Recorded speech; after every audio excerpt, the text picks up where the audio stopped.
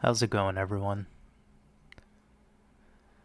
Let me know if you could hear the audio well. I'm gonna just grab some water real quick and then we'll get going. Much love to everyone.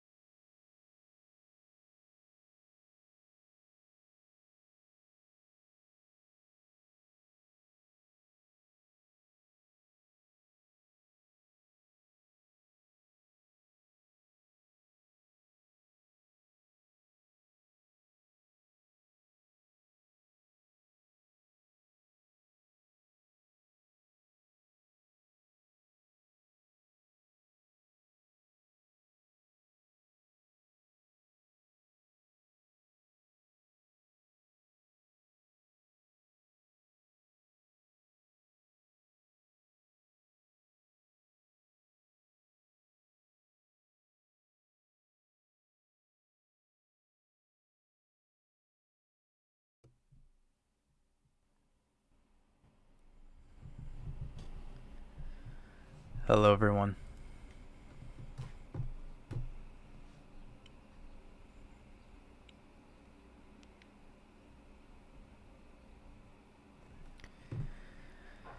Hopefully, notifications went out this time. Let me know if you guys got notified to join. I sent out a notification on Discord, but who knows what YouTube's up to. But it looks like we got about 100 people up in here so far. We'll see how that goes.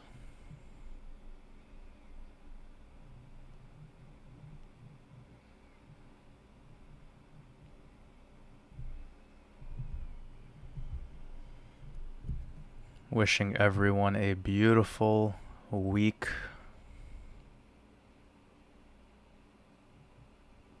All right.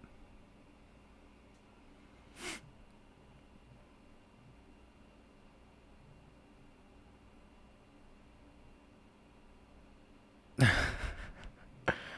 got a super chat from Harem Mao Player. I really appreciate you kicking this one off strong. Says you should look into power paragliders.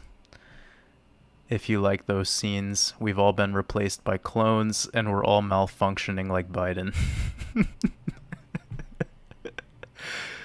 I Did you just want me to read that? Starting this live stream off strong with a little bit of comedy. I appreciate your support. Thanks for the laugh. Much love to you.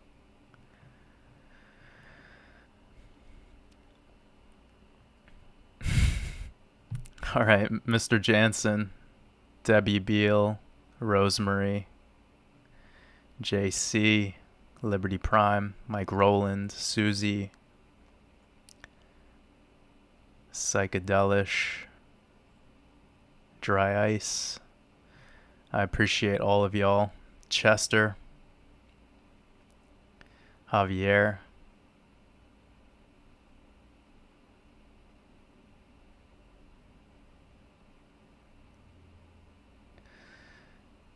that is true. These are absolutely melted skyscrapers. Dustin, I appreciate your birthday wishes. 401 years old in the Matrix. Not doing any technical analysis today, that's for sure. Please don't ask me about cryptos. I'm over that. Let's talk about real things. Mish.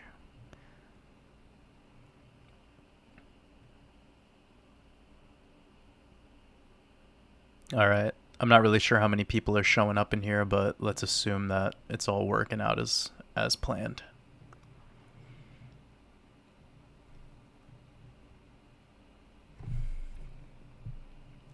We're just gonna go with the flow.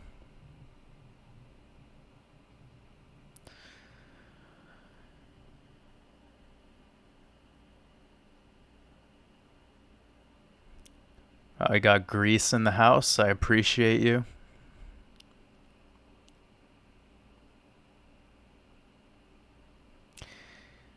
Somebody's asking about Antarctica. Well, you know, whenever you have to talk to people about what's going on in this world and how controlled it all is, you just have to think about all the military supervision going on in the borders of our realm. Like, if this was really free to be mobile, I don't know why there's so much military hanging around Antarctica. And all over the place, honestly. Like, anyone who lives in Australia, you can't just pop in a boat and then start, riding out to sea. They'll tell you, like, oh, the Coast Guard needs to, it's unsafe. It's like, are you sure? Because you guys are out there. Oh, you gotta love it. Gotta love the scam.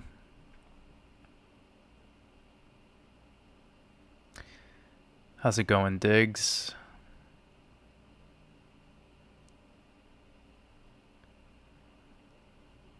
Okay, we got about 200 people in here, so YouTube is definitely sending out notifications. That's good.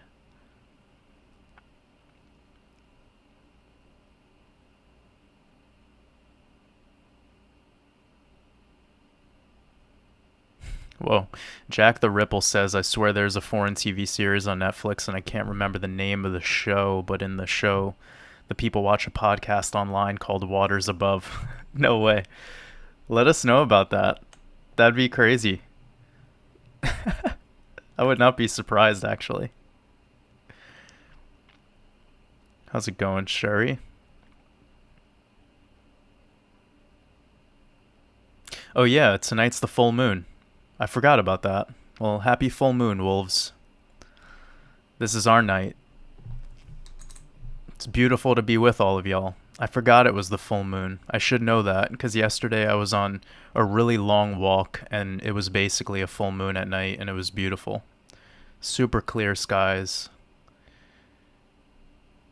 Also, a good reminder for anyone out there, depending on where you live in the world, of course, but if it's starting to get sunny and beautiful out where you live, go spend time in the sun.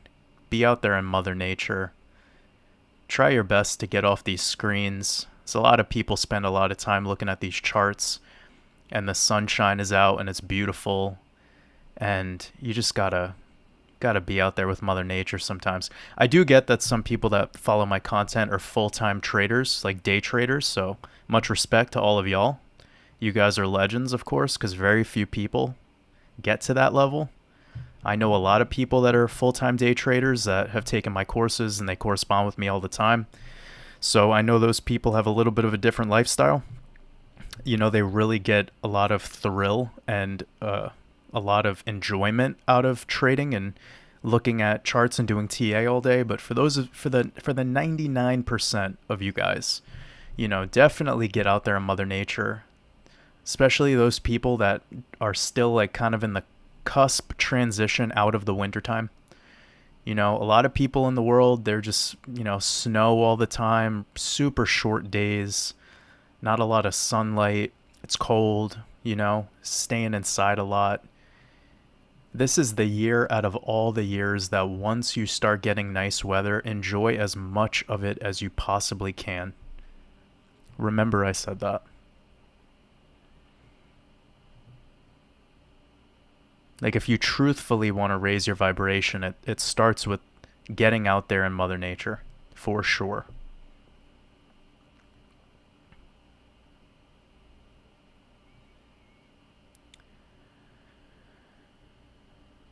Beautiful.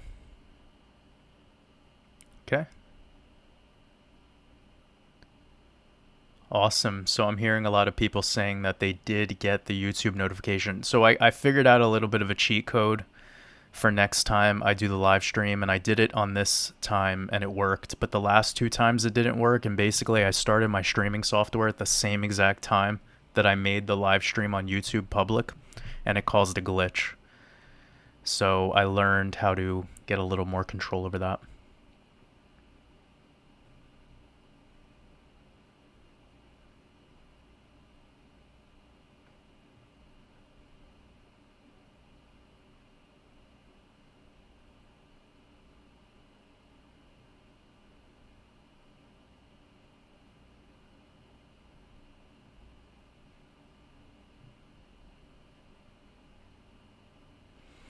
Jody, can you explain a little bit more what you mean about energy philanthropy? I'm not entirely sure what you're asking, but I'll get around to it after you break it down a little bit more. Mish Costa, sending you high vibes. So as you guys all know, this is our Friday live stream where we're hanging out as a family. We do these every Friday. It's beautiful to have so many people jumping in right off the bat. Got about 250 people up in here. This is all about just chilling, talking about high vibrational stuff, unwinding as we transition into the weekend. Remember what weekend means, right? Weekend. If you say it quickly, it's weakened. It's when you're weakened. You never want anything to weaken you. The whole language was designed as spells. So we have the days of the week. When you're weak, you're therefore not strong. That's why you work during the week. And then by the weekend, you are weakened. You're a wounded animal. That's essentially the spell cast there. Days means dies. And that's essentially what's happening every day. It's when Ra and Set have their battle between daylight and sundown, could call it the nighttime, where the moon or the lesser light rules the night. Anyways, everything in this reality works in opposites, so don't let any of these spells get control over you. It's the same thing like talking about your age, talking about like identity-based stuff. Have you guys noticed that in the last 10 to 15 years, it's been the whole narrative around society has been hyper focused on the identity, right? Identity. Because they can trap you there. That's where you become an avatar. Even our human body isn't even, it's not even a living organism by the law that we've chose to be a part of. We're essentially dead men. It's amazing learning how these words are just so basic and we overlook them.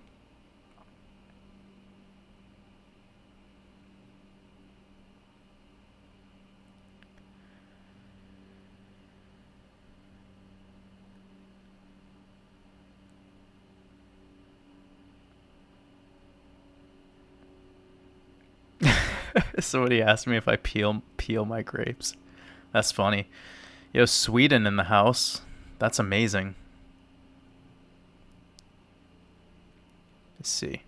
So whatever with the super chat, I really appreciate your support. Much love to you. Says, I keep seeing 444, biblical timeline is September 11th, start Jubilee year. Jesus' ministry began and devil began his 40 days of temptation. Did the apex predators choose September 11th to destroy the WTC for a reason? Of course they did. Yeah, well, you know, when you start doing some of the numerological connections between the day that 911 was decided to be the emergency code number in the United States of America, and you measure that to the day of 9/11, September 11, 2001, you're going to see connections. I mean, the date numerologies in multiple formats, the way that I like to do it, where it's double digits. So it's September 11th, 2021. You would add 20 plus 01. So that gives you 21. Let me just show you actually, because I'm looking at two screens at once and I'm better off just showing you. Because we have the internet. What a beautiful thing. A beautifully designed. One moment. Let's do this right.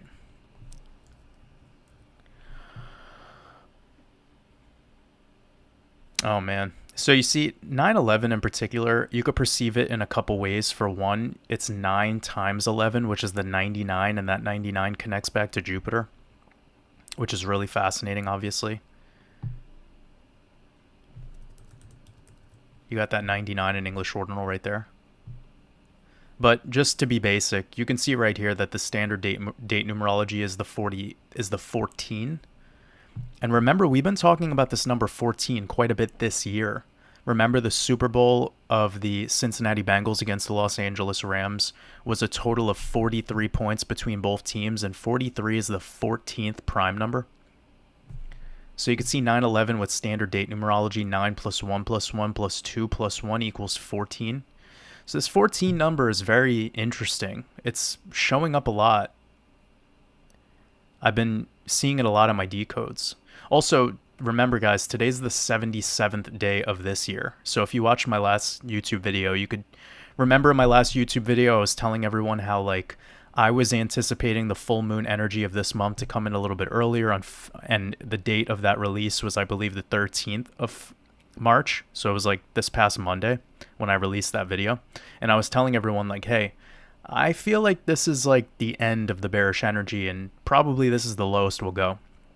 And since then, we've pivoted and we've moved up positively into the 77th day of the year, which is today. And we're seeing how that is looking in the charts. The strength is there. Remember, this date numerology of the 18th is also the 18, and this is the 18th day of the official start of the year in March, according to the Roman calendar. So this is just really interesting. This 18 is a big number in Judaism.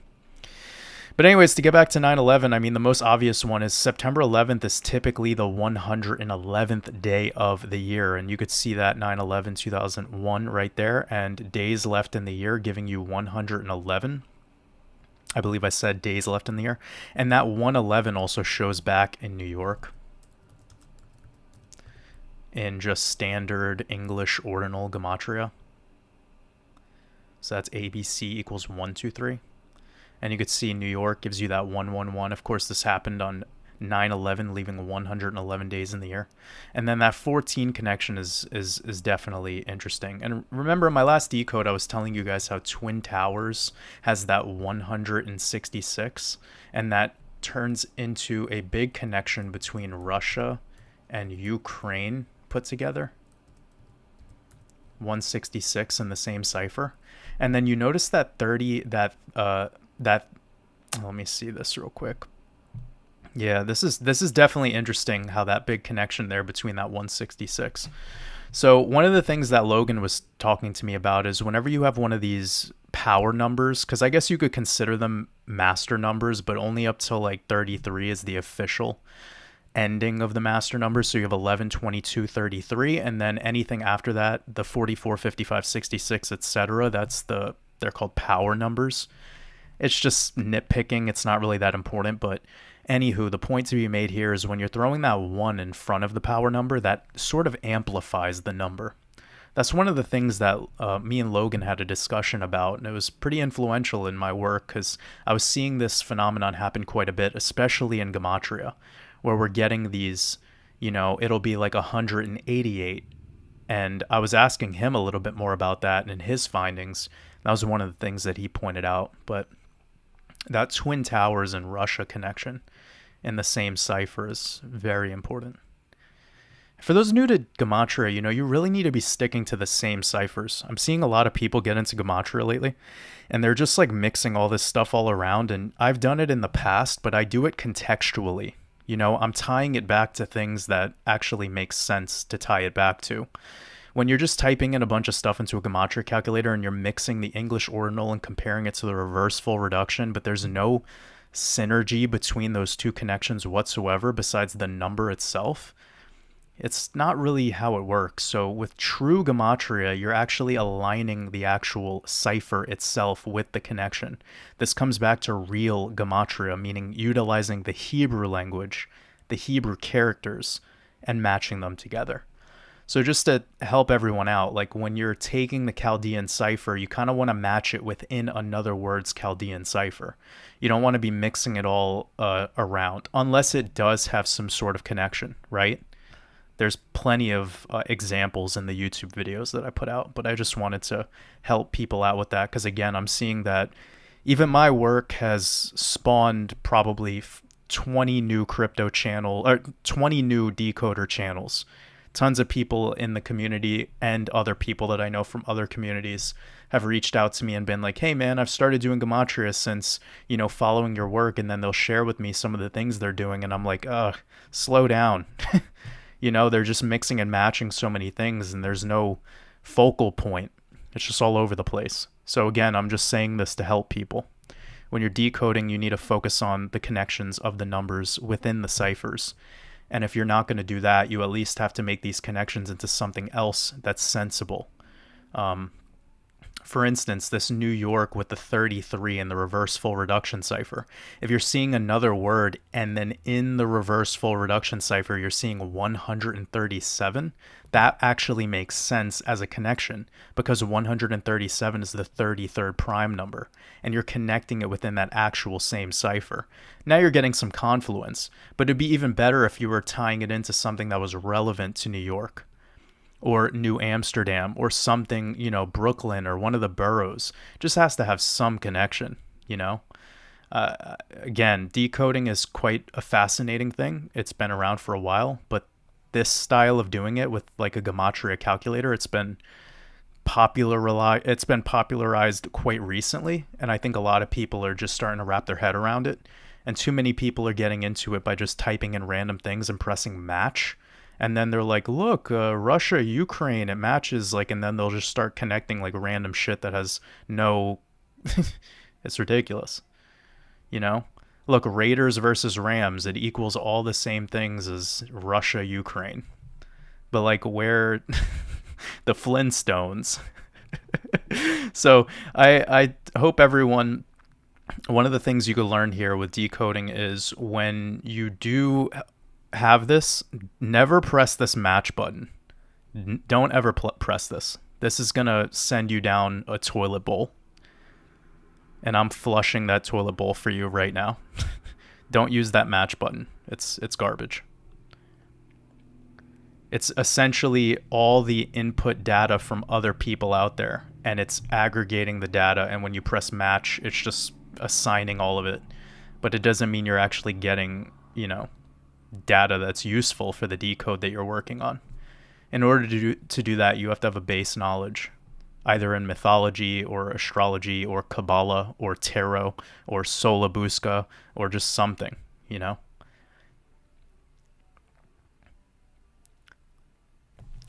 Thank you, Jody. I did have an amazing birthday. It was very chill. I worked a lot, as usual, as you could also imagine.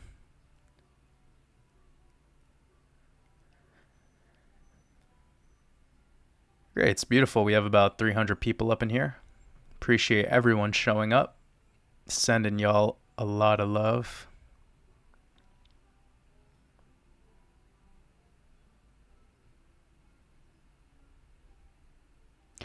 Nikki Mo, sending you love over to Barcelona.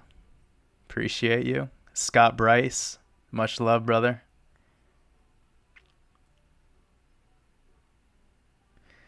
Says, just wondering your thoughts on how I find my purpose. That's a great question. I've been having a lot of people actually reach out to me lately with questions like that. And I could just speak for myself because, again, like, I don't know what's going on in your life, Scott. I don't know what's going on in anyone's life. I do know that if you've made it here, it's because you vibrationally align with the message that I have. And that's beautiful. Now, where I got to a place where I was able to channel in this energy and share it with my throat chakra was through, essentially giving up on all the things that I used to fear. So a lot of the things that we struggle with in our life, or the inability to find purpose in our life, is the byproduct of fear overcoming the creative side, or overcoming the abundance side of your reality. So the thing is when you align with your creative energy, you start to see that your fears really dissolve. Now, we could use the word love, but let's just hang out on the word creativity for a moment, because that's truthfully, I think, a term that people could see as tangible, if you know what I'm saying. Our worth is the byproduct of whatever stimulates us the most. So some people think that financials will stimulate them a lot, and then they get the money and then they're no longer satisfied. Some people think sex or travel or experiential based things, whatever it is, they think that that is the thing that'll stimulate them the most, and therefore that's what arrives them at their purpose. But what I'm seeing is that once we align with those things, we start to ask the same question all over again. What's my purpose? Because the mountain we're climbing is really sexy when we're at the base of the mountain. But then the moment we put our flagpole at the top of the mountain peak, we're looking for a new mountain to climb. People like me especially, we're designed to learn that there's no such thing as a goal. There's no such thing as an achievement, really, because there's just existence. And within that existence, are we living or are we merely just existing? They're quite a different thing. A car exists sitting on the sidewalk, but it's not driving. It's not in motion. It's not utilizing the energy within its gas tank. It's merely just sitting there. It's an item. It's a tangible item. Some people think that that particular tangible item brings them a lot of joy. You see people when they say, when I get rich, I'm going to buy a Lamborghini, or I'm going to buy a BMW, or I'm going to buy this nice car. And then they get that nice car and then they're like, oh, well, what was that all for? And the cycle continues. It repeats and it repeats and it repeats and it repeats, because we like to attach our purpose or our goals onto things that are materialistic. So the thing that I've learned is stop attaching all of that to materialism. You need to reroute what we've been indoctrinated to believe purpose is, and focus solely on your creative energy. When you're just creating and you actually love whatever the format it is that you create within, whatever it is, it could be, designing, it could be graphics on, you could be just doing anything, playing guitar, being a producer, drawing, sculpting, dancing, whatever makes you feel like you're actually providing something new to this earth. That's the thing that you're going to notice has no value in materialism or any value in, how do I say this? You're not treating it transactionally. We all have to find a couple things in our reality that we don't get so obsessed on the transactionality of it. A lot of the people that I grow close to, they're told at a very young age that you should find something you love to do as your career or as your job or as your business. I believe that's the worst advice ever. It's truthfully horrible advice. Once we attach our love and our purpose onto something that has monetary transactionality, we're going to see that it definitely becomes stale after a while. Now, can you be somebody who does something and you absolutely are passionate about it and you love to do it and it makes you feel complete every day and it has a transactional value? Absolutely. Absolutely. That's what I do. But I completely understand that I'm at a different conscious level than the average person. Meaning I could turn off this computer. I could I could throw this phone in the ocean and I could sit in a forest with no one around me and I could feel happy and complete. I don't need everyone's validation. I don't need all of this external, acceptance. I don't need validation. I don't have social media. I don't partake in most of the things that most people find enjoyable. So I've put myself through all of that to get to where I am today, to where my idea of value in life is so different than the average. I've detached from a lot of this materialism and a lot of the connection that people get so absorbed by, And we were discussing this idea before about the market and how when people get really excited about a market when it's in a bull run, then they get really distraught and anxious and depressed when it's in a bear market. And it's like, aren't you going to learn your lesson that you can't have emotions when you're playing this game? This game doesn't have room for emotions. And second of all, even if you want to bring your emotions to this game, the market doesn't give a shit about your emotions. It doesn't care how happy you get or how sad you get. All you need to do as a sophisticated player in this game is notice when there's the most fear, when the most people are scared, and take action. Same thing goes when the most people are happy. Take action. You just do it in a way that profits you. And just keep doing that time and time again, over and over and over again. And you'll see what rewards that reaps.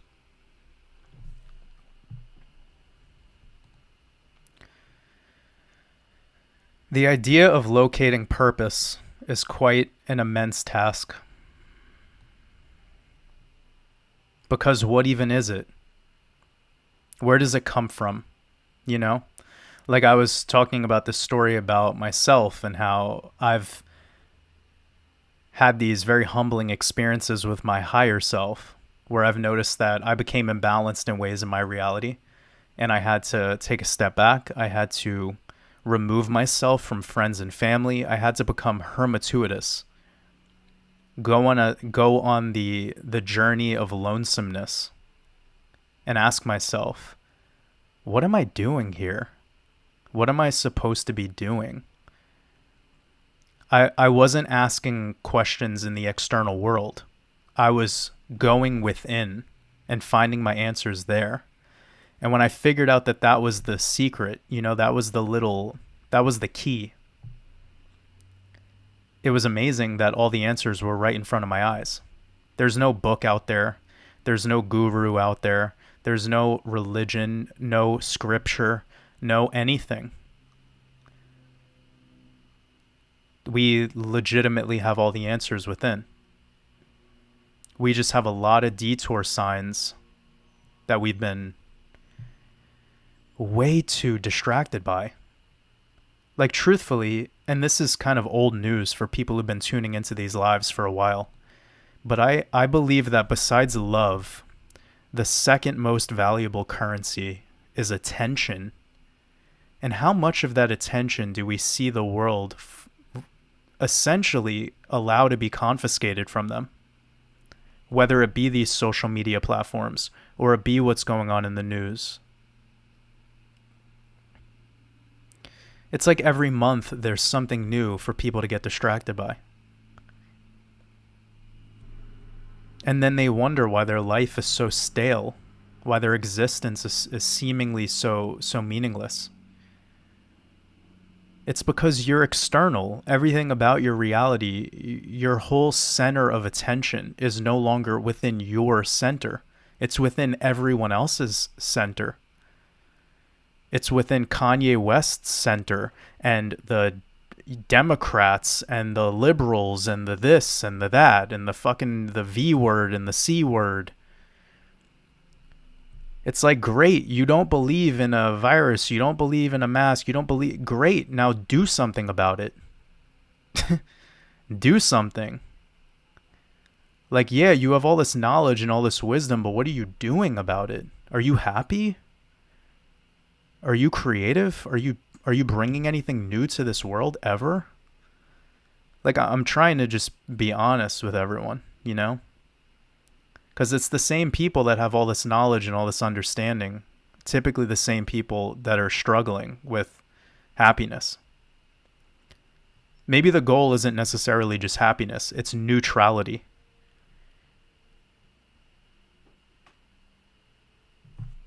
It's like this idea of alkaline and acidic. It's like you can't just be, like, obviously you'll die in any extreme. You just want to be slightly alkaline, right?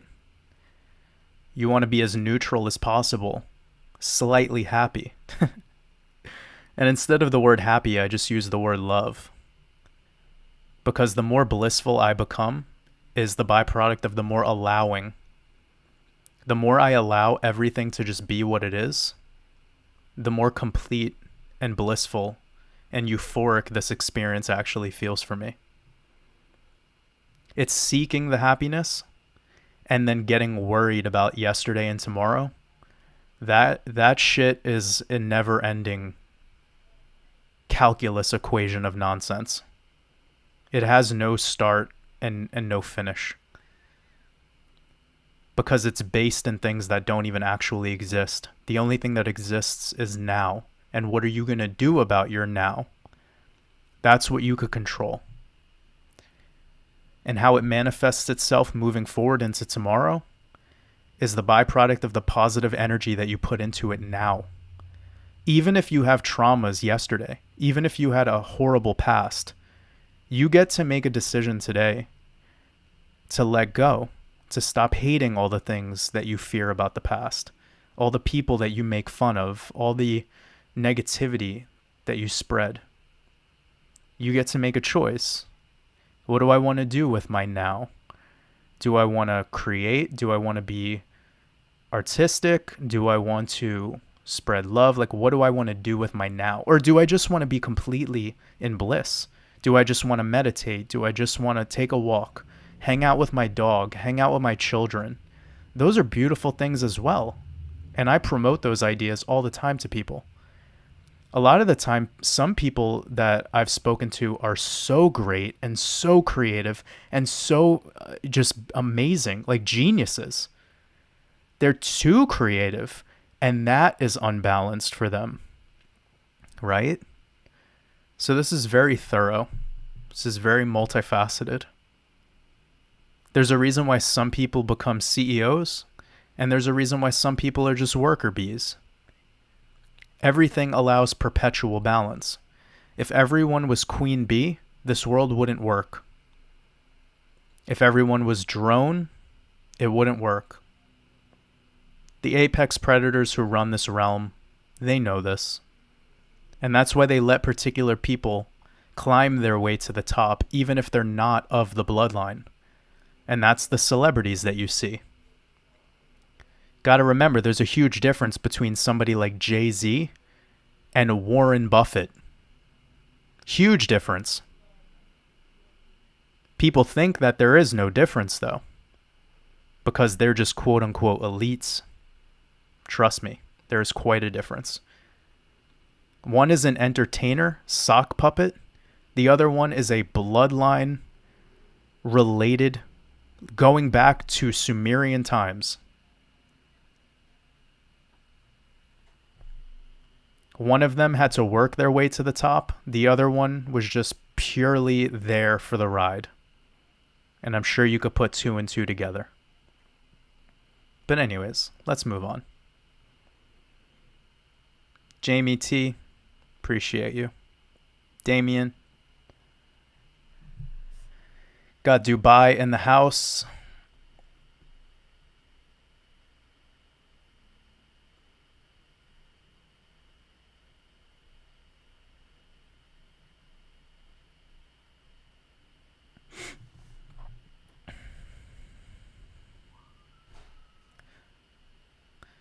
Cameron asks, what music have you been listening to lately? Mostly music that I've been writing, actually.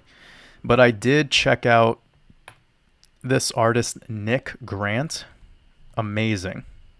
Nick Grant, absolutely incredible.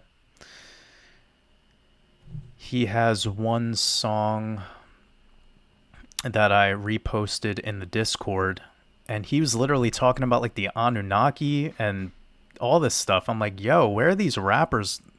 It's just amazing. It's really amazing. But mostly music that I've been writing. That's what I've been listening to. And Nick Grant was definitely new. New Benny the Butcher album. I've been listening to that a lot. Whenever something new comes out that I really like, I listen to it a lot of times. But I've also been re-listening to the Ambutexture album by the Mars Volta. That's one of the albums that changed my life. If you want to hear a mind-blowing song that's more like, you know, experimental, psychedelic rock, prog rock. I don't like using these broad terms for art, but anyways, check out the song by the Mars Volta called Tetragrammaton. Mind-blowing.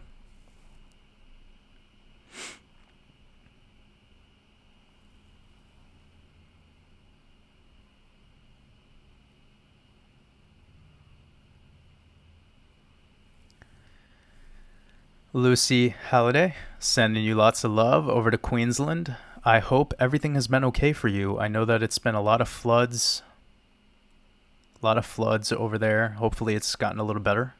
Sending you lots of love and protection to you and your family and loved ones. Hope everyone over there in Australia, you guys are doing all right.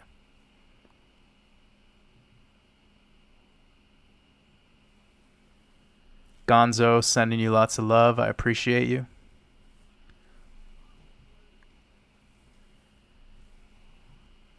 Chain Kitten.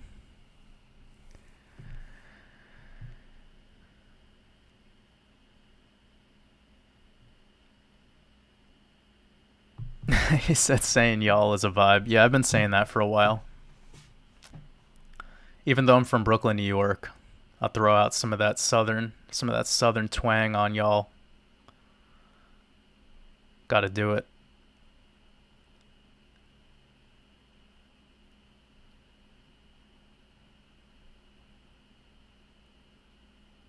We live in a playpen. I'm just reading some of your comments right now. I'll get to a question in a minute. How's everyone doing tonight, though?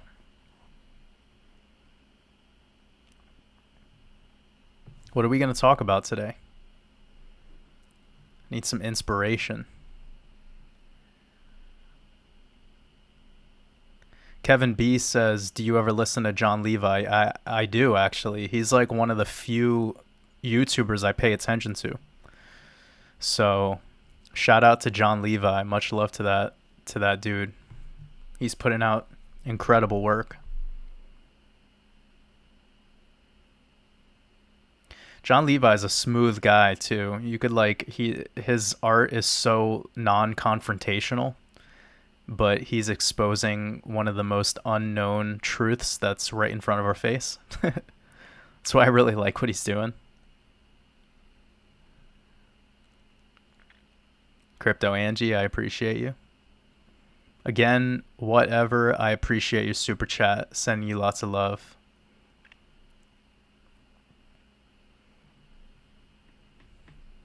Yeah, I was actually having a conversation with somebody about the idea of Jubilee. So Jubilee comes after the 49th year.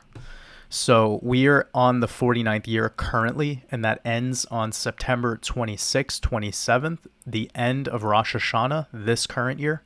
So expect late September through all of October up until the November eclipse on November 8th to be really wild. I mean, that's what's so interesting about them hitting us with this Ukraine Russia thing so early, because this is early for that kind of stuff, but they're setting everyone up for the kind of narratives that are going to come post Shemitah, which is the Jubilee year. So Shemitah year itself is not the Jubilee year. Okay? Biblical Jubilee is on the 50th year. Okay? So that'll be in the year 5783, which starts on September 27th of this year. So remember that, guys. And the date numerology for that's wacky too. Let me pause this so I could keep it loaded.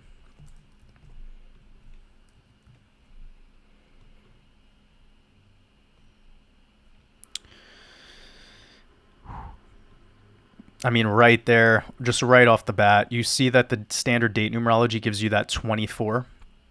A 24 is huge. Huge esoteric number.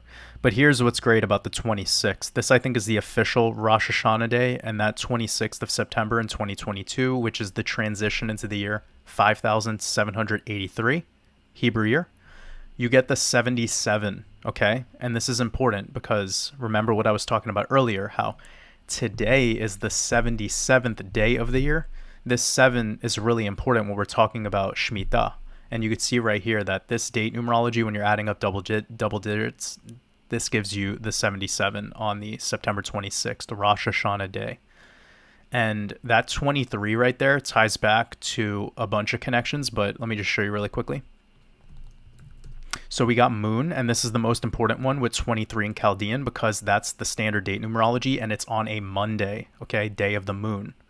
And you get that 23 in Chaldean and Moon, which also ties to 23 in Bitcoin and the same cipher, 23, which also ties to Mercury, Mercury being Thoth. And this is a huge connection because, of course, you also have that 23 right there.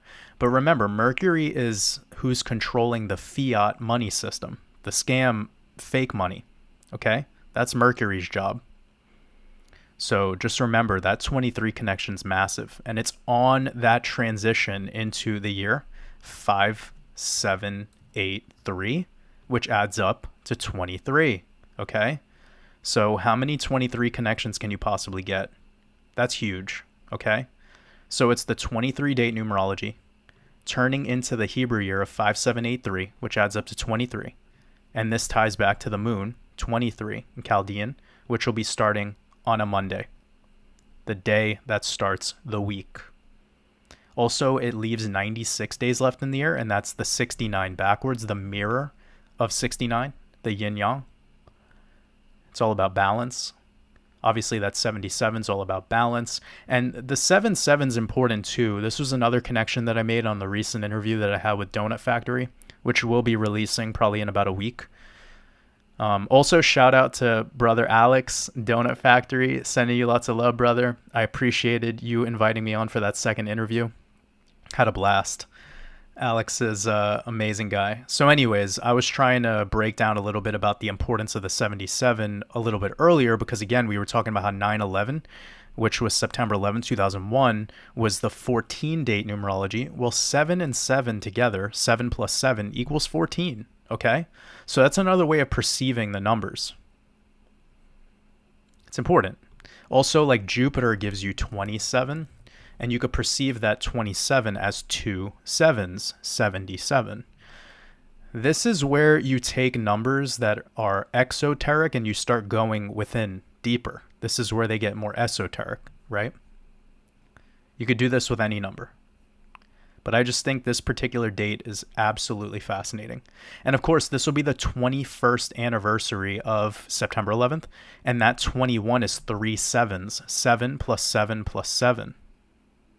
Right? That's very important. the 21st year, and that 21 massive connection comes back to Saturn.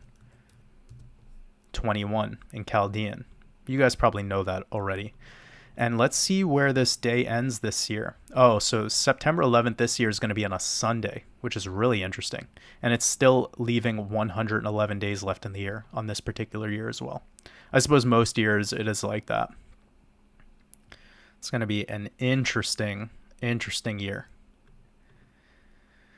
But again, that sort of tells me that the market could potentially be bullish into the August new moon.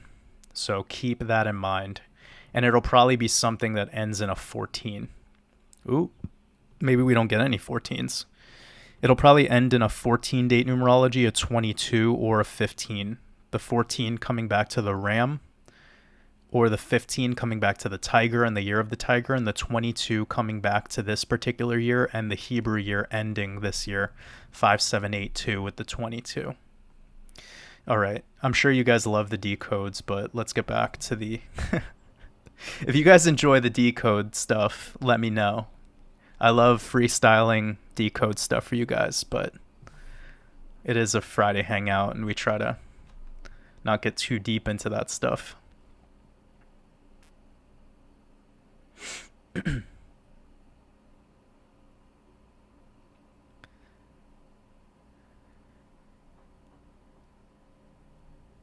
Yes, 74 is a huge number. It's amazing seeing people talk about that 74.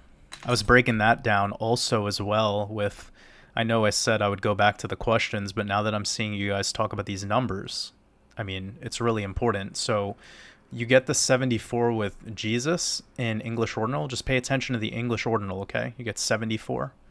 Then you get 74 with Lucifer. You get the 74. Get the 74 with hexagon right there.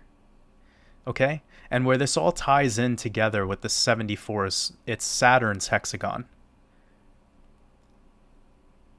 It's the Eye of Sauron, which also ties back into Jupiter. But remember, Jupiter and Saturn are their father-son. So that'll always be their connection, right? One is the seed of the other. So they always have those connections. But more importantly, that getting back to that 74, the hexagon is what the bee makes, the beehive, the hive mind, which, again, the worker bee is called the drone. And they build the hexagons. And this is why you see this hexagon symbology in a lot of these social media platforms. It's huge. Also, the Solomon star fits within the hexagon as well. That's another connection to the geometry side of things. But that 74 is just super interesting. You know, how to me, it's all about duality.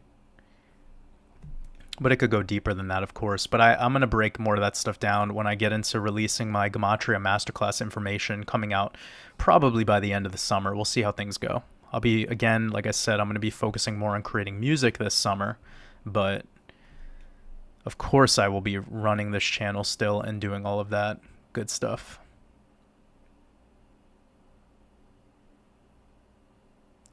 Oh, Jody asks, from a member who can't make a live, thoughts on nuclear energy. Is it dangerous? So, Jody, nuclear energy is a scam. It's completely make-believe. You know, that thing that happened at Chernobyl, that is super interesting. I mean, pretty mind-blowing stuff when you start diving deeper into that. But in general, you know, when we're talking about nuclear energy and the way that the way the narrative has been designed and spellcasted onto the public, completely make-believe. It's all nonsense. I do want people to go out of their way, though, to learn a little bit more about the truth of nuclear energy on their own time. Not the type that was taught to you by your government or your government-ran indoctrination camps called public schooling. So do your best to get out there and do your own research on the nuclear energy scam. It's really fascinating. And if anything, a lot of the things that they've been saying is nuclear energy, these elements, they are quite clean. They are not bad. They're not dirty. I mean, I've even seen advertisement back in the day for radium where they were putting it on everything. They were putting radium inside of shampoo. They were putting radium inside of men's colognes, cigarettes. I mean, all sorts of things. So it's quite interesting. Uranium, plutonium, all of these things connecting back to the mythologies. Again, uranium tying back to Uranus, and this is the primordial sky god. And then you have plutonium tying back to Pluton or Pluto, which is Hades. Hades tying back to the king of the underworld or the king of the black sun. So this is all very, very deep. And I trust that people can do their due diligence and always remember this. Whatever is popular is false. So whenever they tell you that we're in like global warming, that means that we're going towards an ice age. Whatever they tell you, it's the absolute opposite. So they say nuclear energy is like bad and it's, there's nukes and nuclear powers and we need to worry about that because they're going to drop nukes. It's all inversed. It's all opposite. They say go left, I start going right.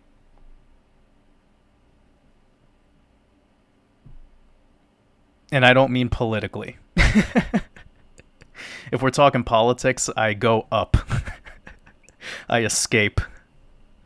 I fly away.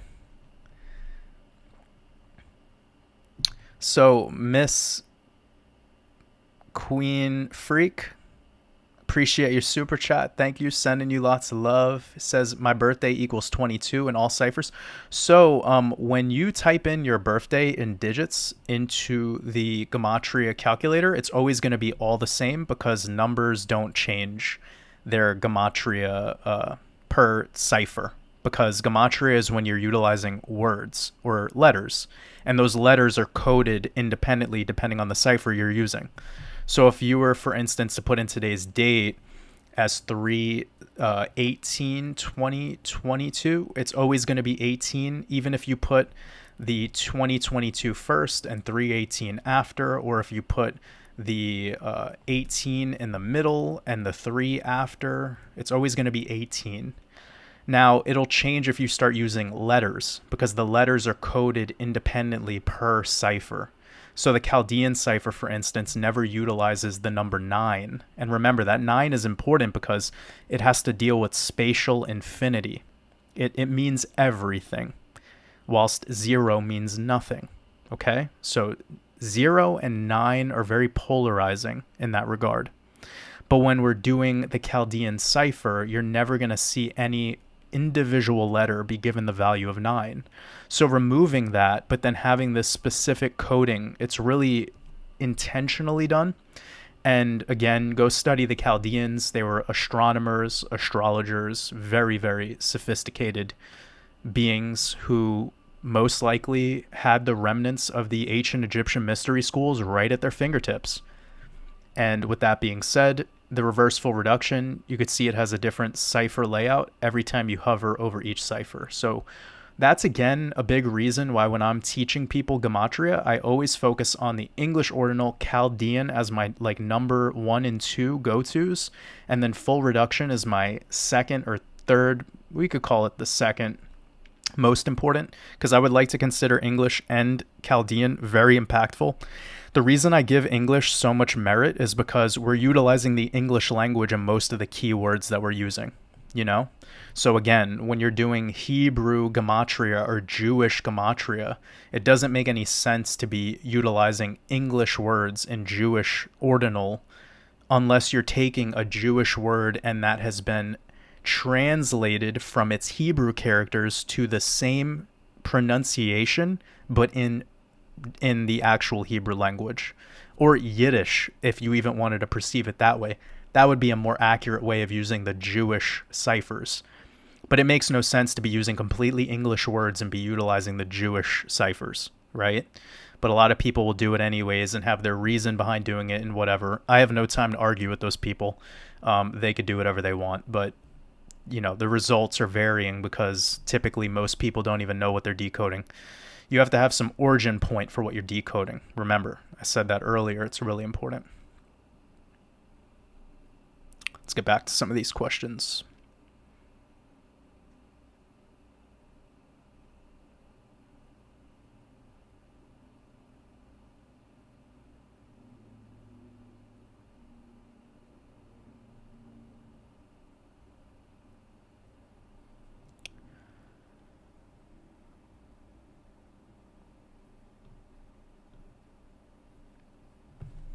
So it looks like some people have started responding to what we were talking about before with Scott's question regarding finding purpose.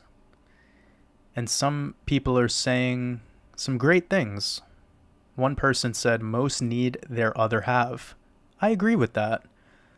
That is how we bring all creation into this world. It takes a man and a womb man to tango.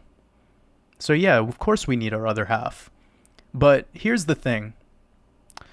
So many people live for finding a partner, and just focusing and becoming obsessed with such a thing never allows them to get that partner.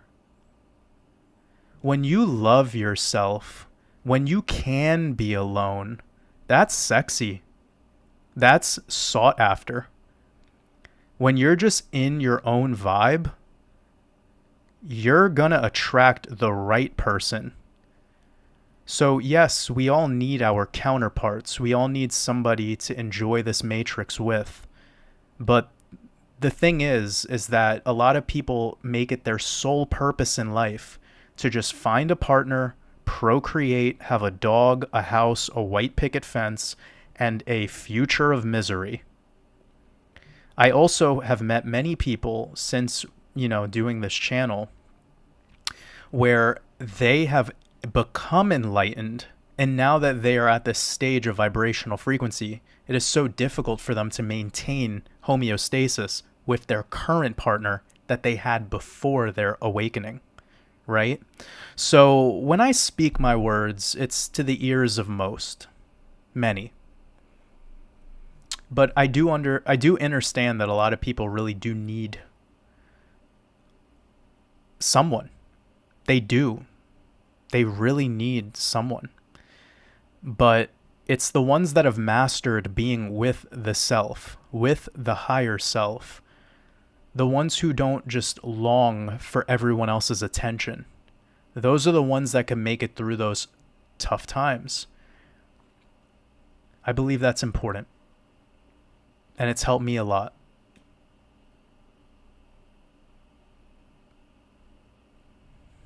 So Mike Rowland, appreciate your super chat, brother. Sending you lots of love, my friend. Says, I'm sitting at a picnic table at a park across from my house just to look at it, and I feel separate from what I own. It appears as every other house. We own nothing but the I am that I am.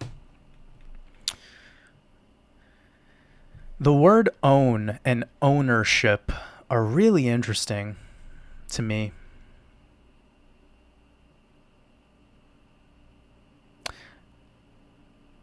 I've thought about that word a lot because I've heard a lot of people struggle with the things they own.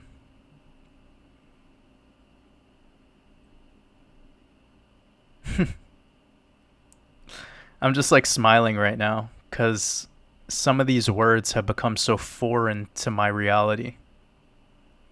I've even given up a lot of these ideas of like ownership of the body, even though you do sort of own this body. It's actually more like a rental vehicle. It's like you're borrowing this vessel. You don't actually own anything. And why should we own anything? Just let all the things exist while you live. Let all the things exist while you live. It's beautiful, Mike. It's great to hear that you're having a good time tonight, and I appreciate you joining us.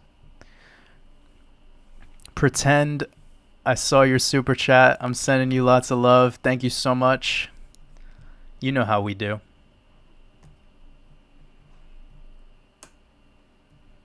Really appreciate you, Pretend.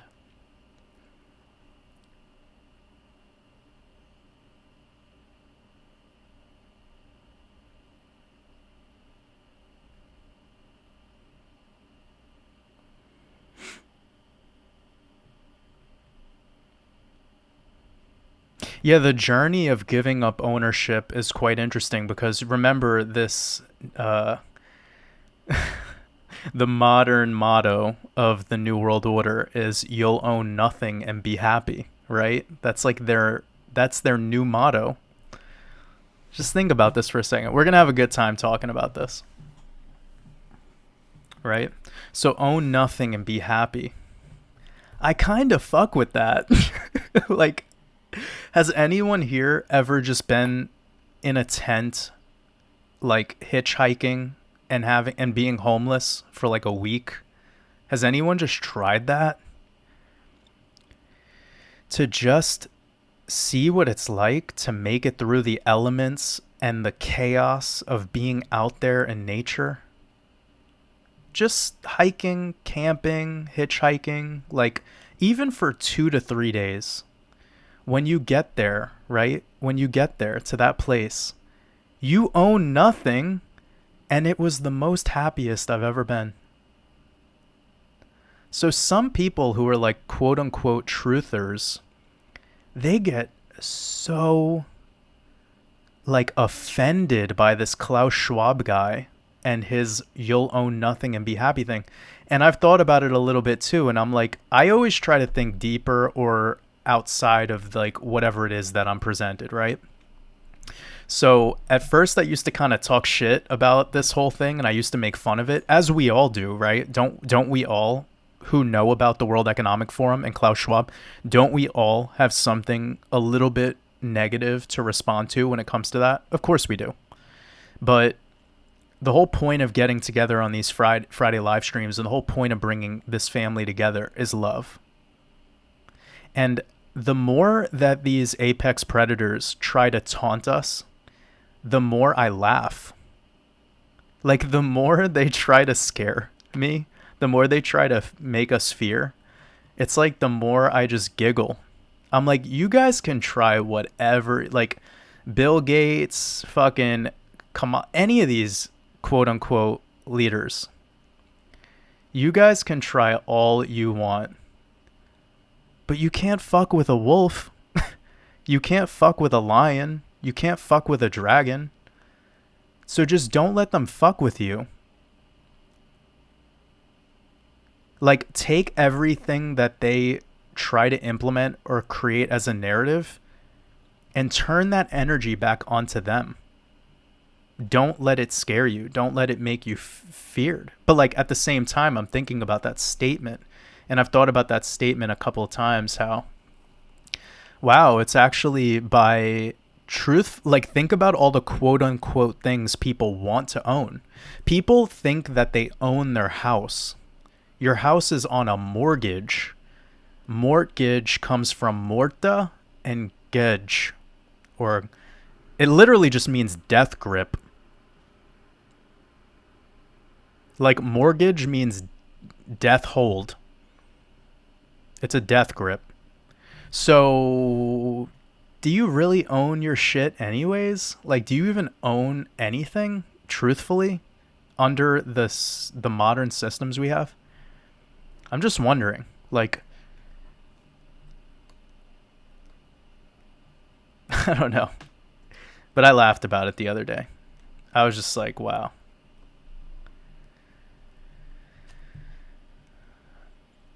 I'm always happy when I'm not thinking about ownership and owners and this and that and all this control. It's like all this control just doesn't resonate with me. Like, I do want to be void of having any heavy material ownership over anything. Like, I just want to be a free spirit. Anyways, Mark Harris, the name of the song by Nick Grant was called Love. Love.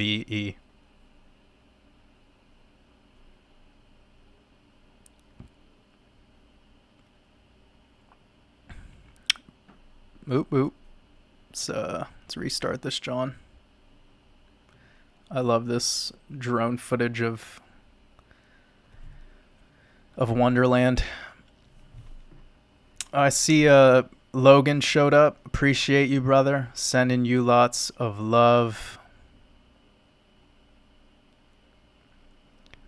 Everyone, definitely check out Decode Your Reality. Me and him have actually done probably like 5 podcasts together already. touching on all topics. The next one we do, I believe, will be called Religion, but we need to title it Raw Religion, and it's going to be a good time. We're going to talk about religion and cults. Or at least that's what we think we'll talk about. And then maybe after 10 minutes, we'll start. We'll go off on a tangent and enter a whole different realm like we usually do. That's what happens with me and Logan. It's like every phone call we have could probably be an independent podcast.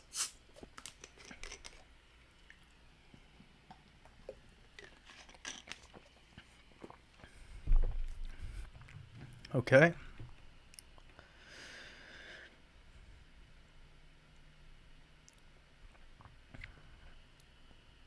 Somebody asks, can the lottery be won through Gematria? Well, I mean, I suppose it could be, Gematria Numerology and all forms of astrology can be utilized for pretty much anything you want to do, because everything in this realm is made up of frequency, vibration, sound, and that's all numbers and letters are. So, yep, that's pretty much all it is. You could utilize the code however you would like, however you feel fits into your particular format of truths.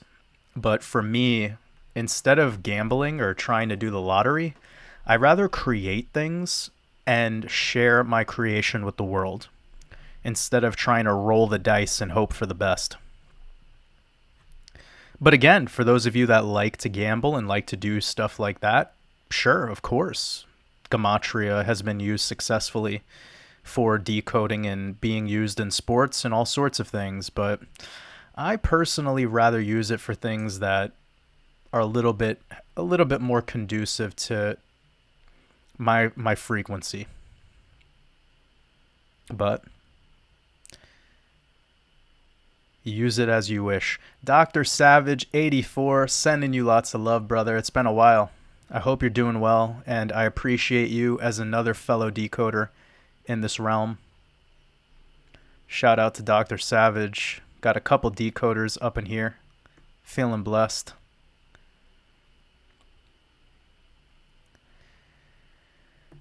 Susie makes a great point. She says the moon card in the major arcana is the 18th card. Very, very true. I believe I spoke about the death card in my last video. 13th tarot card. Let me see where that was fitting in. Was that the 13th? Yes. Okay, so remember in my last video, this was the day that Bitcoin was at its low on the 13th of March. So I guess my last video came out on the 14th, actually, excuse me. But the video I made before this particular date, so the week before that, so I guess, what would that be?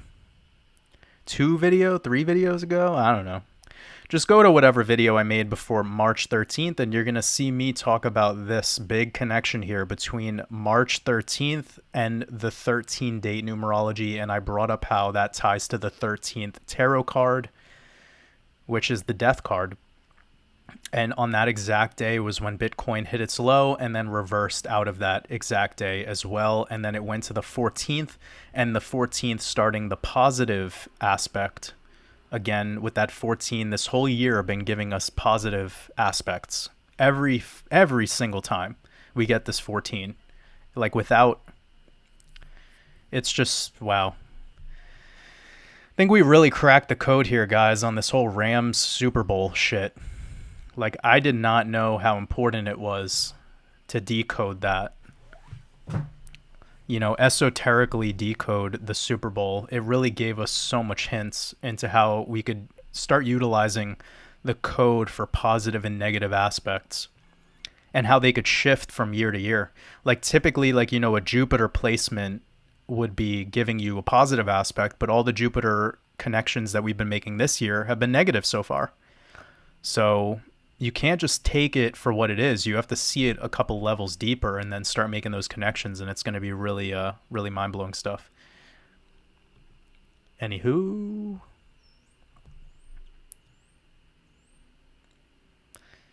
Vibing through Yo City. I'm sending you lots of love. I appreciate you. It's all love, brother.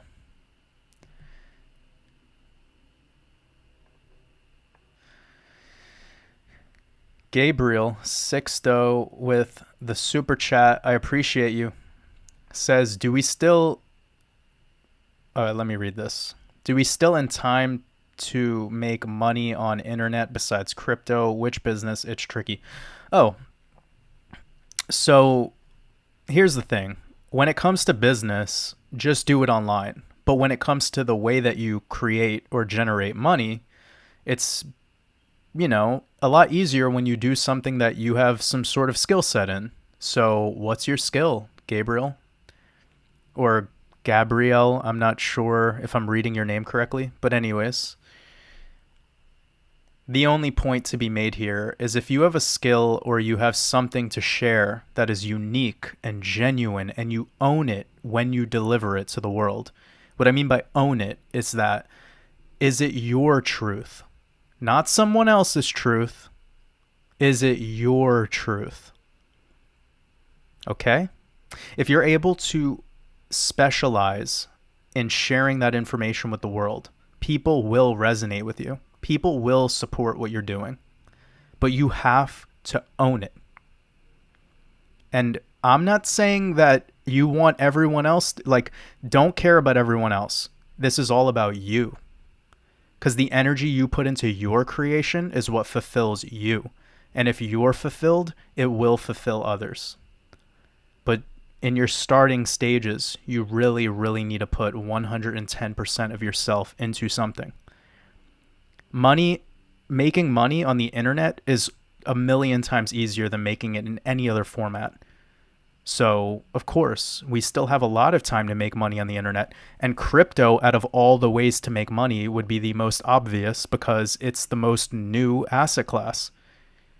But the problem with crypto, and a lot of the reason why so many people are doubtful or have all these curiosities and apprehension towards cryptocurrency, is because they're still caught up in this bull and bear market shit. And I've been really doing my best personally to break that thought process down. I think I even had someone in my community today talking about how, if this code or if there's another way of, making money or utilizing crypto to be in profits and it was too complicated for me to really wrap my head around. But all that needs to be responded to when it comes to cryptocurrency and investing is just put your money, a responsible amount of money in the market, and give it time. It's like a tree. When you plant the seeds to a tree, it doesn't just make fruit. You don't just plant a fucking apple tree and tomorrow there's apples. Why is everyone treating investing like you plant apple seeds and you're going to have apple trees tomorrow? Why are you doing that? I've spoke to tens of thousands of people by now, and 95% of them treat it like you plant the apple seed and I want to see apples tomorrow or else. And then I'm like, well, there you go. That's why you're failing.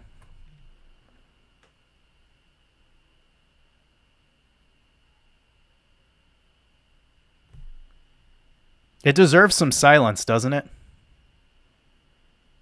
Because it really is that simple. You got to put your money into something and treat it like a garden. You want to nurture it. Don't expect instantaneous results. It's a natural organic product, believe it or not. In a sense it is, because this entire market follows astrology. It follows that 7-year cycle of the Shemitah, which again has everything to do with harvest. So if you study Shemitah, you know that it's the 7-year sabbatical cycle for land and agriculture. So this analogy that I'm using for the fruit tree is literally 100% accurate in all regards. So what does it take the average tree about 3 to 4 years to start bearing fruit? Kind of weird, right? How in crypto we call it the 4-year cycle, which still to this day has been accurate. So I don't know, guys. I think people just need to really step back and ask themselves, Was I sold on the right time horizon, which is infinite?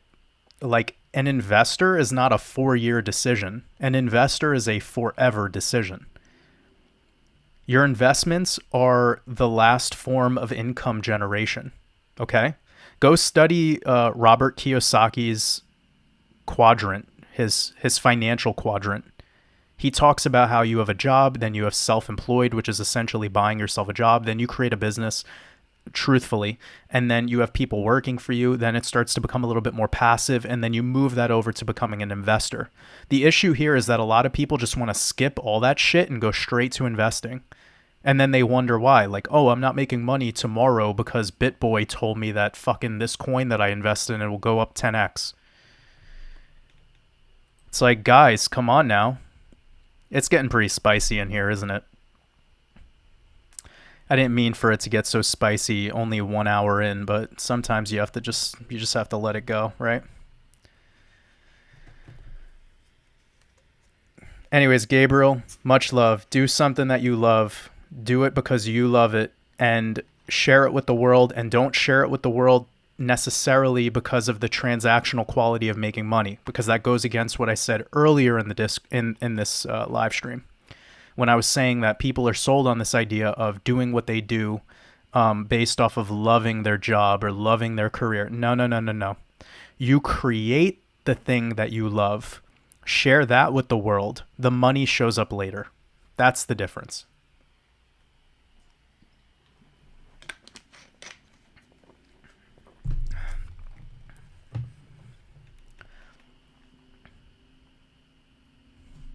Pass the coffee. I'm sending you a lot of love. I appreciate you. This person seriously just asked this? Oh, man. Someone asks if I am for or against transhumanism. My goodness. You must be new here. Welcome. Welcome to another day in the Matrix, homie. Been exposing how crypto and blockchain technology is part of transhumanism since day one on this channel.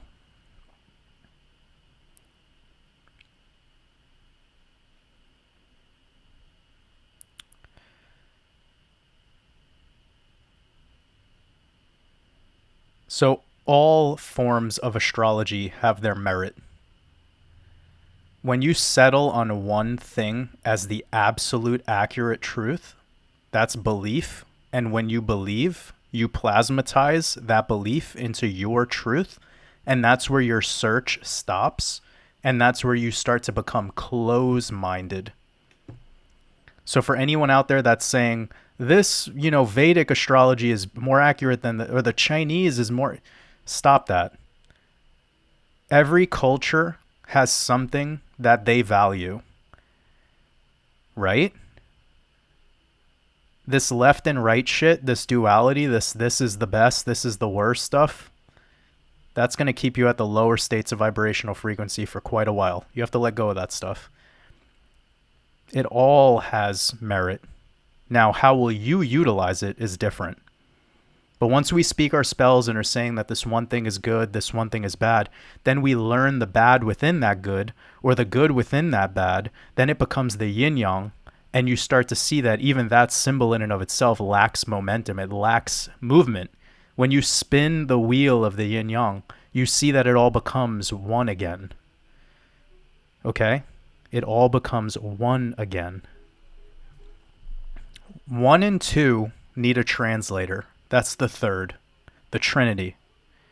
With that Trinity, it all starts to make a little bit more sense between 1 and 2. But then 3's company gets boring, and they invite a 4th. And then you have Babylon.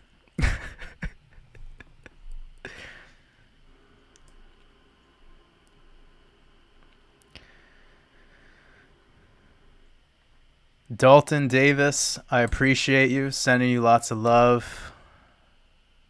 Says, ever heard of twin flames? I actually recently have, like very recently. I don't know a whole lot about it though, but I'm very interested in learning more about it for sure.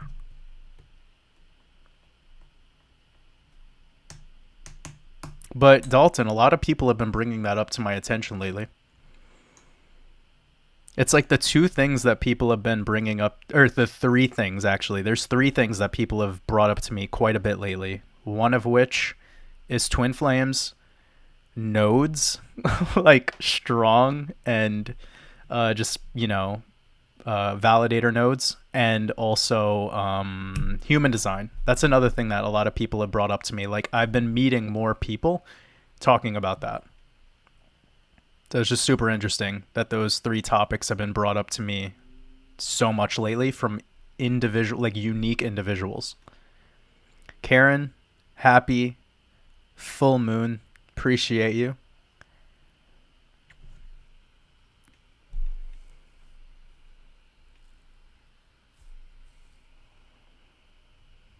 The inventions of Megsi. I appreciate you so much.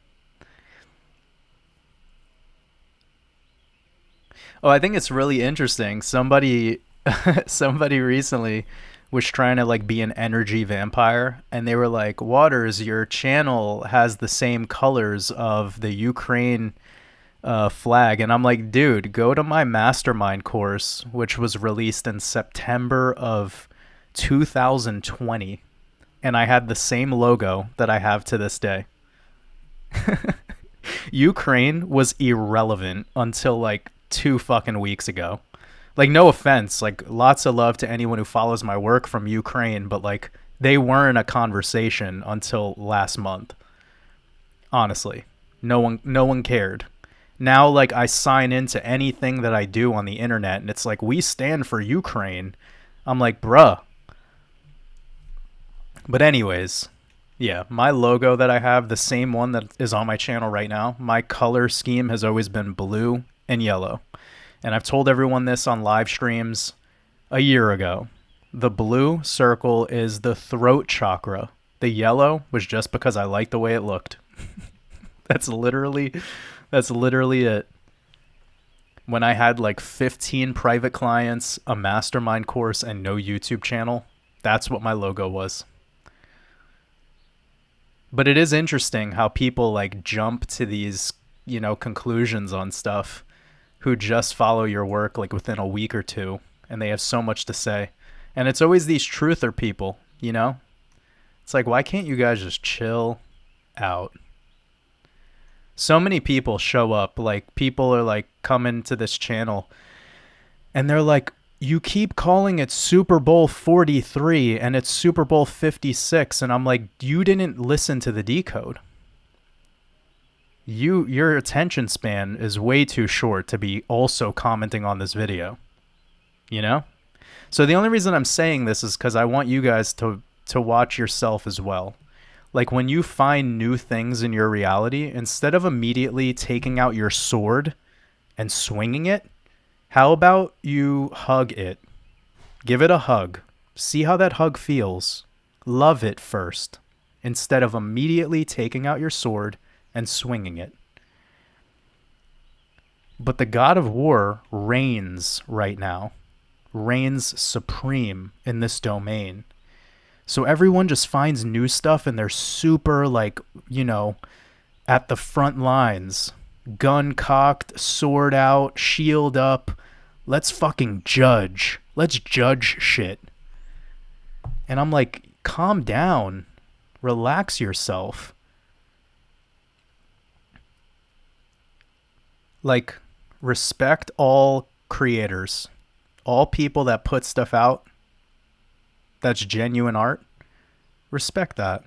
You don't have to like it, but you also don't have to throw grenades at it. Because every time you throw a grenade or shoot your shot or swing your sword, you're essentially swinging your sword at yourself. You're just a reflection of the fear that you try to forecast onto the external realm.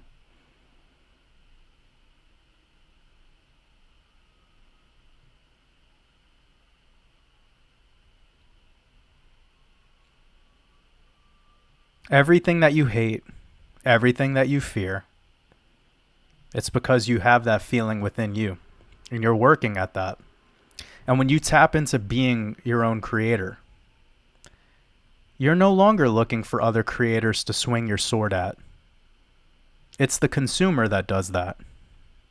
It's the person on Yelp leaving the reviews, the reviewers. Reality doesn't have reviews. Reality doesn't have a comments section. People treat reality like it's a fucking comments section. What's that thing that our mothers teach us? Like, if you have nothing nice to say, don't say nothing at all. That's a thing, right? Gotta love my mom for teaching me those basics.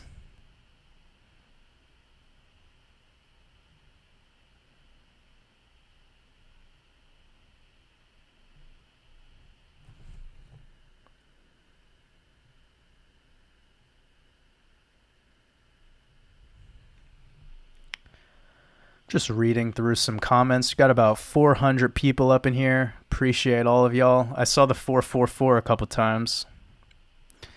It's a beautiful number. I interpret the 444 as very powerful manifestation energy. That's what 444 means to me.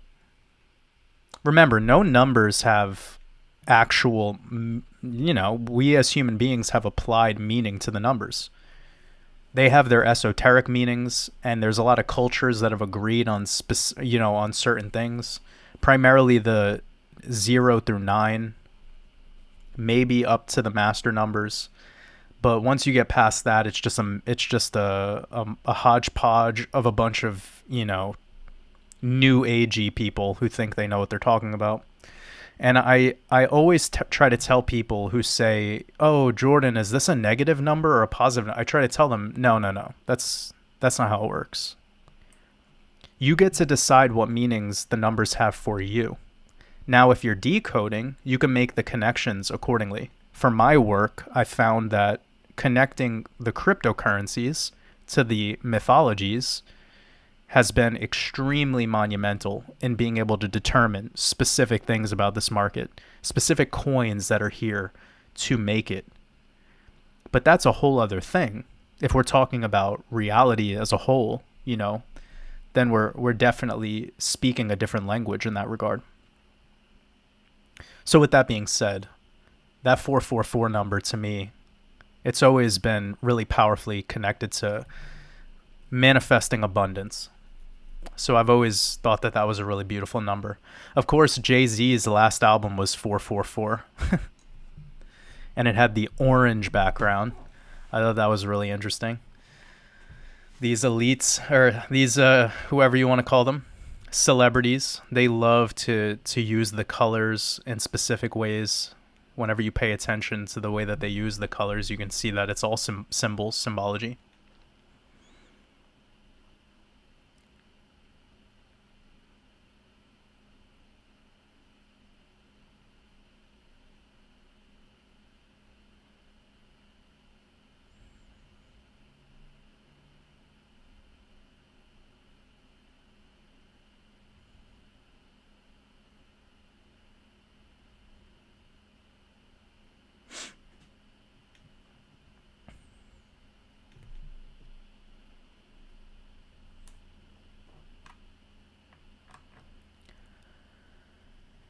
Tammy Gardner, I appreciate you. Thank you so much. Welcome to the Wolf Pack.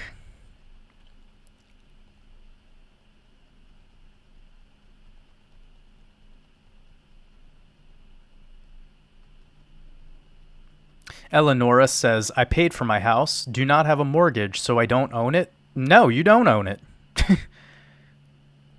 You don't own the land under it. You might think you do until FEMA shows up. So you got to remember, it's deeper. You have to go through so many so many different things to really like get full-blown control back over the things that you do in this realm. But they've set it up so that the legal system, the military as a whole, all the things that are going on behind the scenes with all of these globalist socialist institutions, private companies that actually own the countries itself and have more power than any local legislators.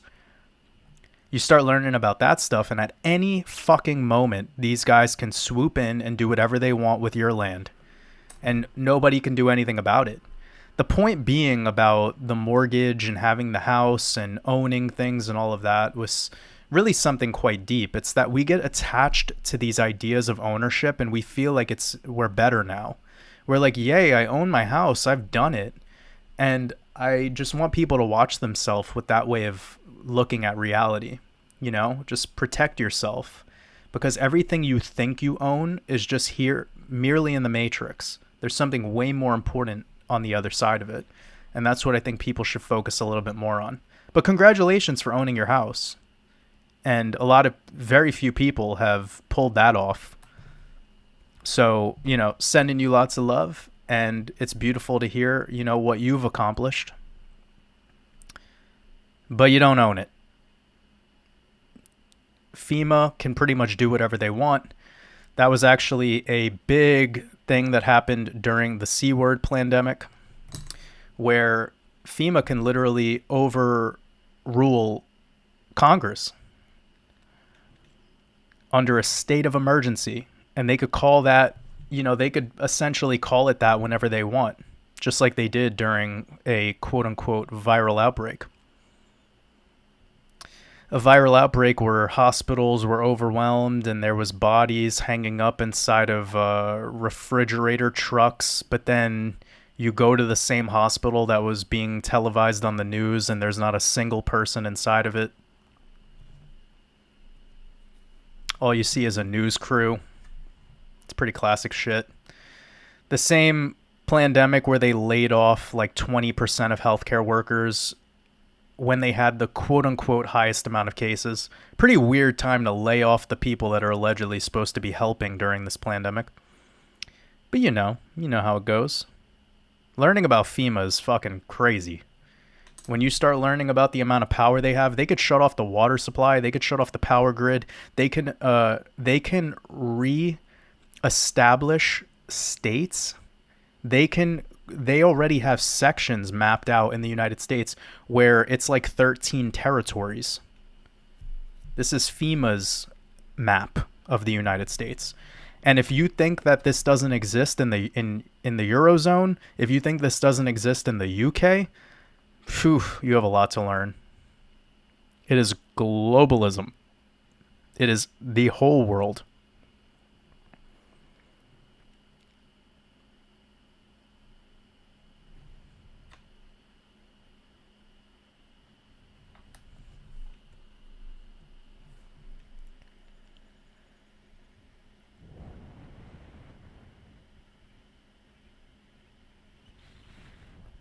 Yep. Even if you paid off your house, you still have personal property taxes. You still have taxes. It's all a scam.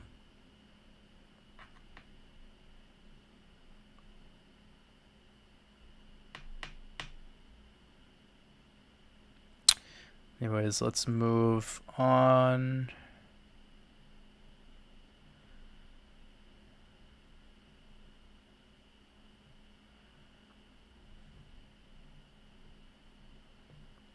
Yeah, so super rich, the ultra wealthy, they're always leveraging on their collateral and borrowing against it. So they're rarely ever owning things and they're rarely ever utilizing these assets. They're just accumulating all the time and then utilizing that collateral to borrow against it to pay off for their lifestyle. But they also sell to each other. So like if you own 5 houses, you just keep selling them and then, essentially flipping that profit into another property within like whatever 30 days, and that's a wash sale. And then it's crazy, man. These guys are all friends. They're all in cahoots with each other. They know the law.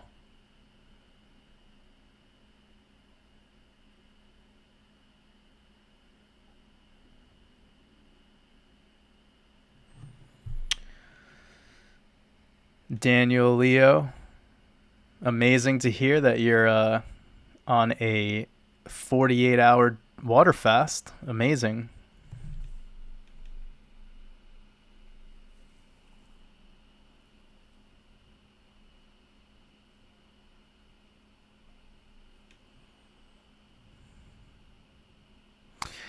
Subtle autism says the New World Order and the New Age movement are the same. They are both working together towards the same goal. Yes, I agree. Finally, I've read something from you that I've been able to find having some utility. I'm not sure if you're a troll or if you're actually here to spread love, but your last comment is definitely something I've seen to be. It's all psyops. The New Age movement falls for psyops. And all of that New Age movement was designed by this quote-unquote New World Order. But there's positive things within this New Age. I think, here's what I'll say. The big difference is intent, okay? Like, I would suspect that the New World Order's intent is to maintain power position, whilst normal people who are finding out about these New Agey things have positive intent. They actually want to understand. They desire truth. They're just falling for things and believing in things a little too soon. And just like I responded to that other individual talking about how Chinese and, whatever astrology is more accurate than whatever. It's like, this is belief. Just learn all the things. Like, is flamenco guitar more accurate than classical guitar? No. Like, does the shape of our earth even matter? No.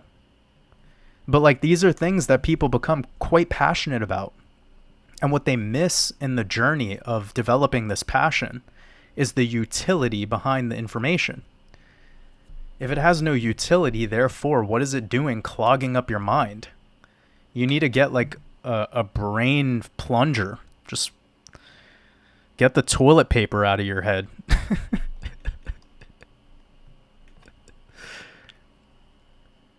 Like, you could have all the knowledge and the wisdom in the world, but if it has no utility behind it, then what is it worth, right?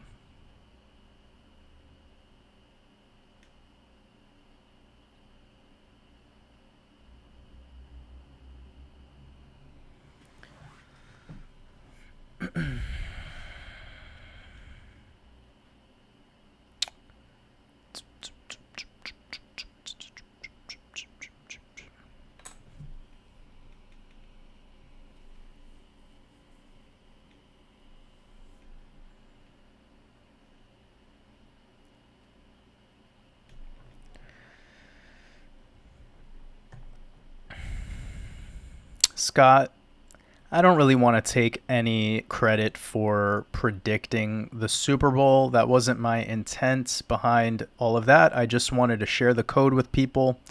And with that coming to fruition the way that it did based on the decode, it's helped us create other connections to what's going on.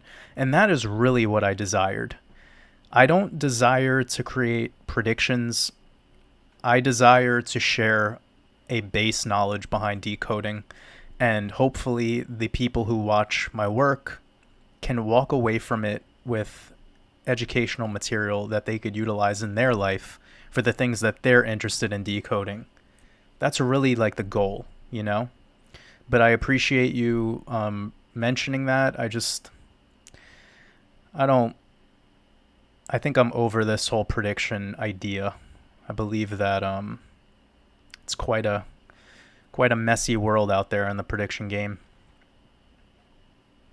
It's all about growth. Whether we're right or wrong doesn't really matter. With great risk comes great reward. That's what I've learned.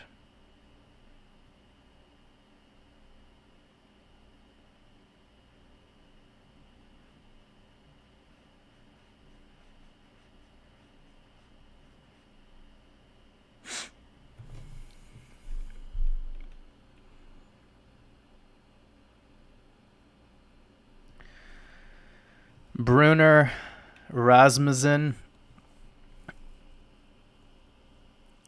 One moment. Dalton. Dalton Davis, I believe I definitely answered your super chat.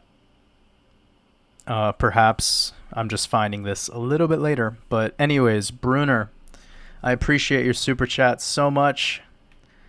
Appreciate you. Says, do you think there is a huge power outage? Are we at risk of losing our crypto? Here's the thing, Brunner. If it's crypto we're worried about regarding power outages, then I have quite a counter response. I think we should be worried about our water supply. I think we should be worried about losing the money we have in the bank, because the whole economy is digital.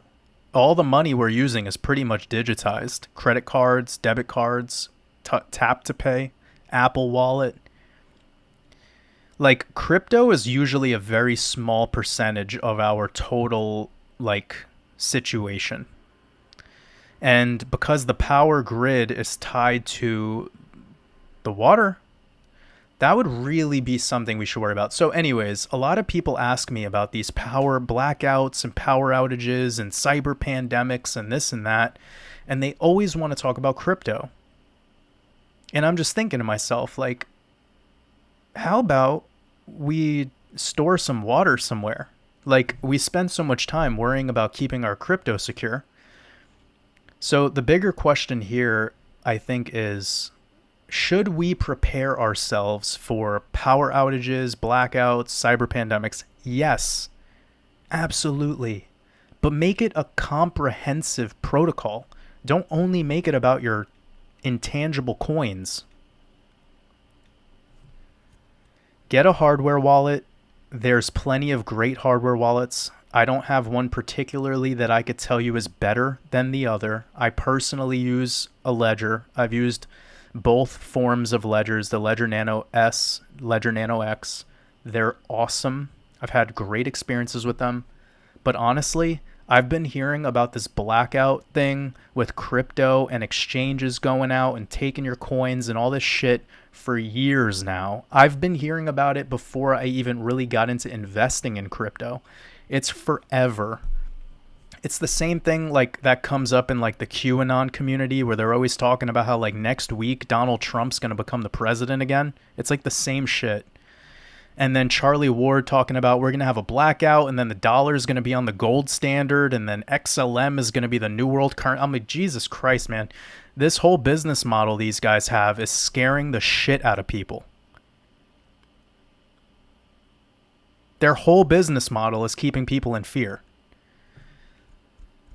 So honestly, man, like, for anyone out there that's worried about blackouts and shit, like, it's a comprehensive protocol. If you can afford a generator, fantastic.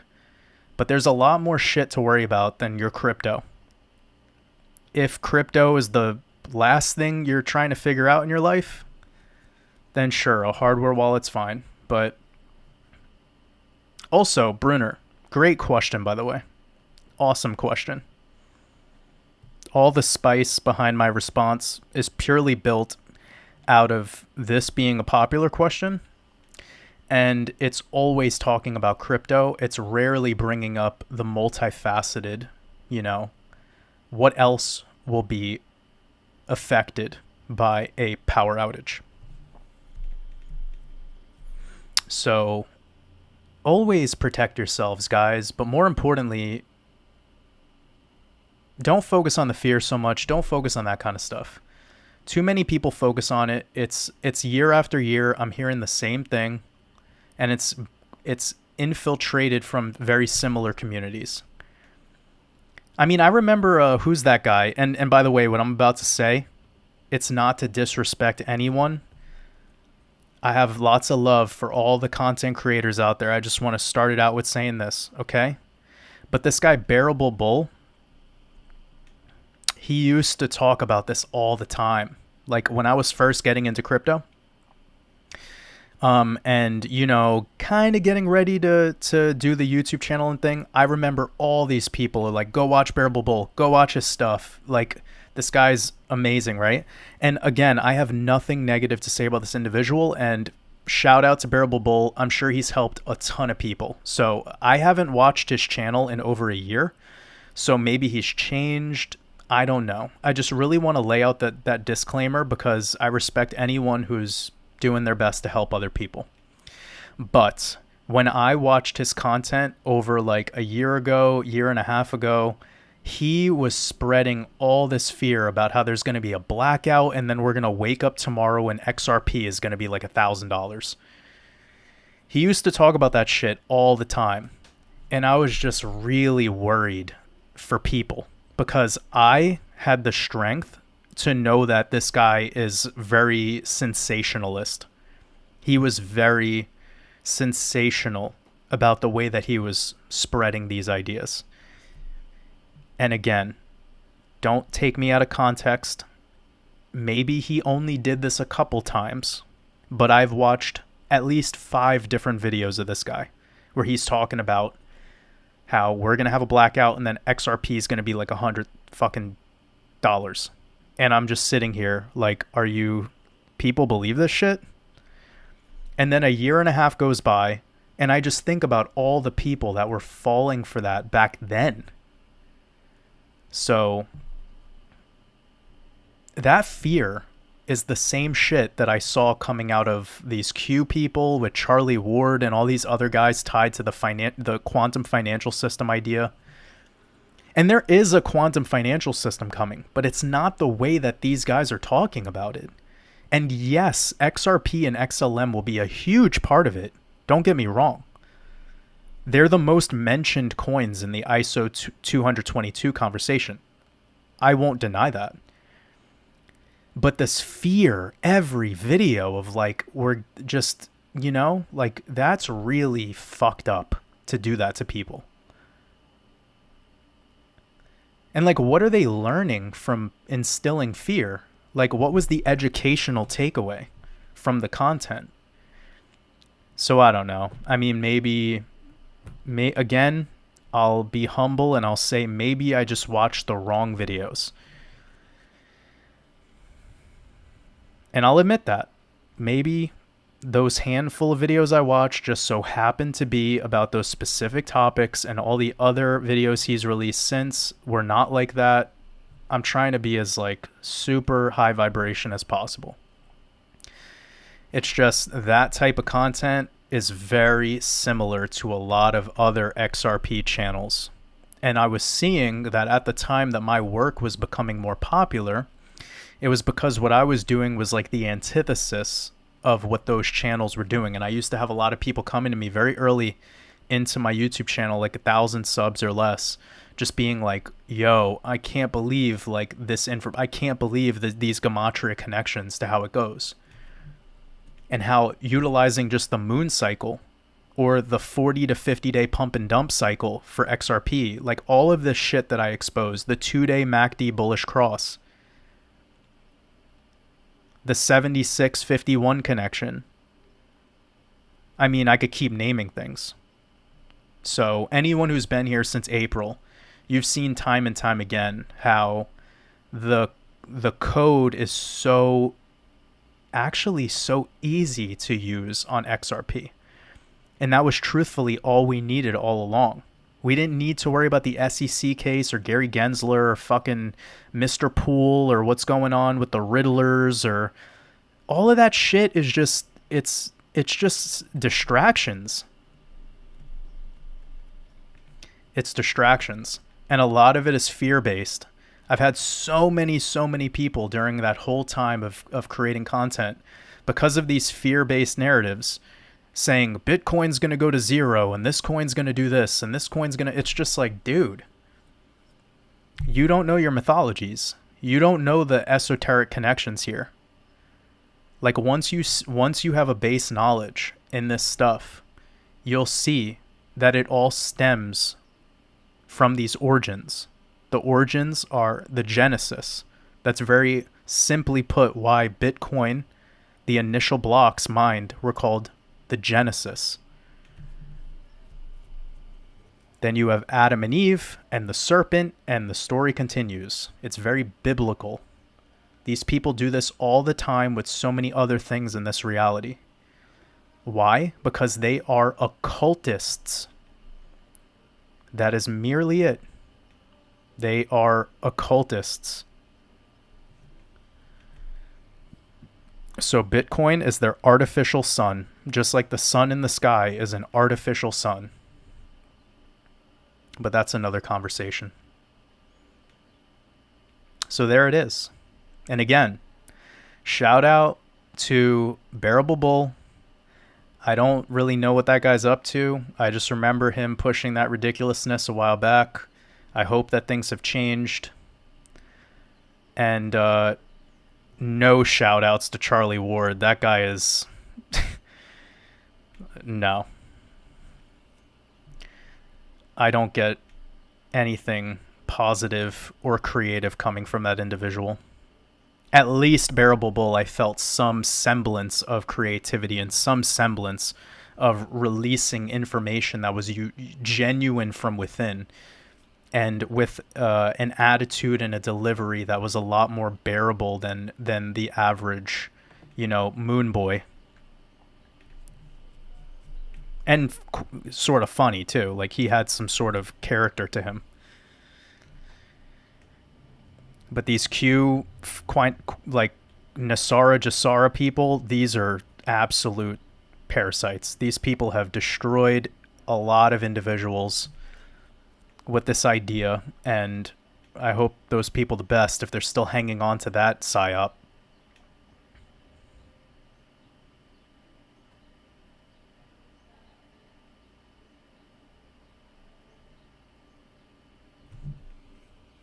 Tonight is the worm moon, right? Worm moon, I believe.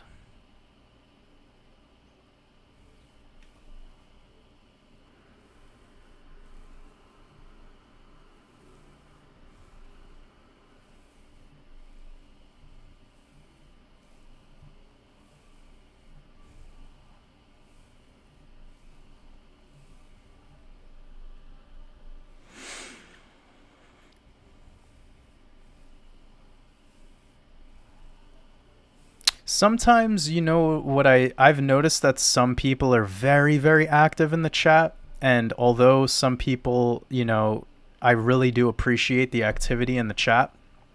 But when you're too active in commenting, sometimes you might not be listening. And I've noticed that it's the people that do very, very little, interaction with this who'll come back to me like a week later or a couple of days later and have like quite a transformative story to share post one of these live streams. So again, I appreciate the comments, but sometimes it's like, it's a lot. It's like 50 comments in a row of like one word statements. Paul.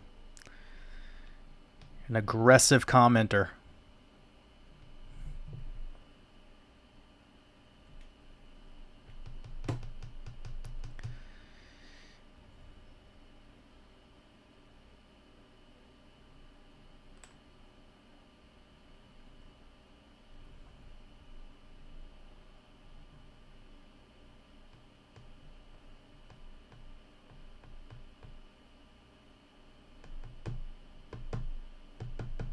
Susie Gemini, sending you lots of love. I appreciate you.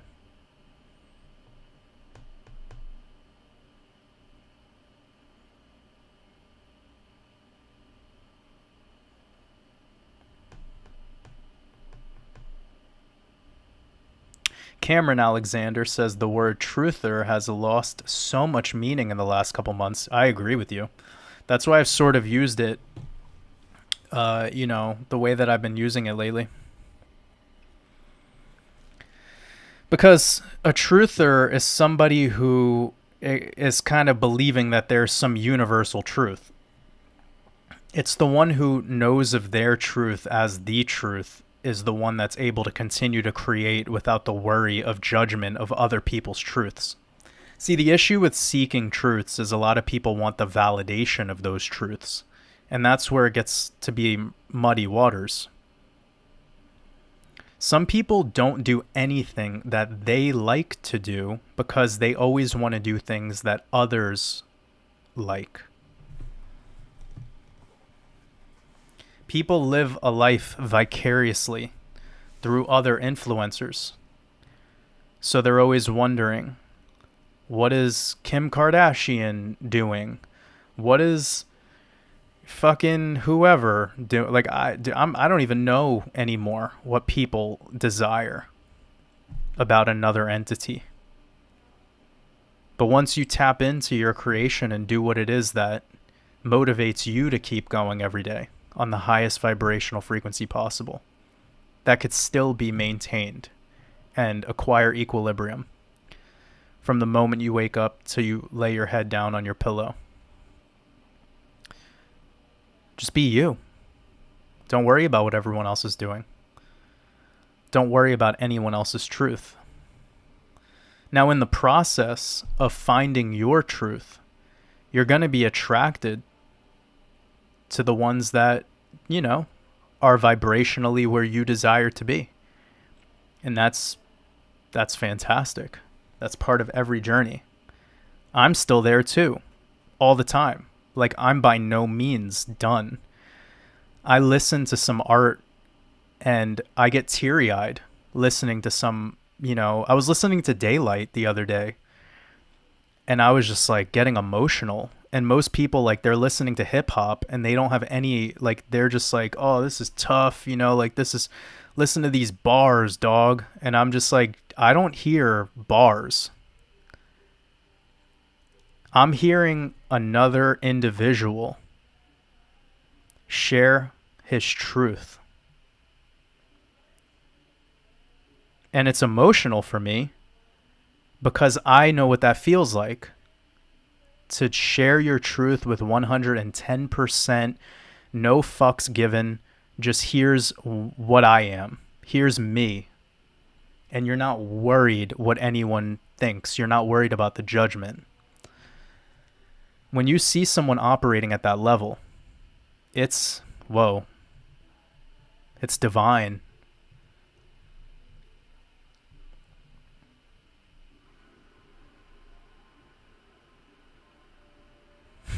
Ishara says, Jordan, how do I love an alcoholic? I don't know if you're being facetious.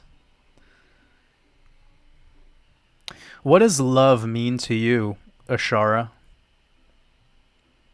What kind of love? Some people just have the love of the amount of time they've spent with somebody. Their history. Their history together is their love.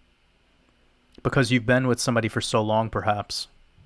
But I try to be very cautious about what I say. Because I've literally had times where, like, people ask for advice with relationships and stuff like that. And I've just given I've given my 110% pure response. And then, yeah, I don't know. I don't feel right sometimes where people are like, I'm trying to break up with my girlfriend because she's asleep. Like, I don't know what to say to that. Like, I'm not trying to cause you and your girl to break up.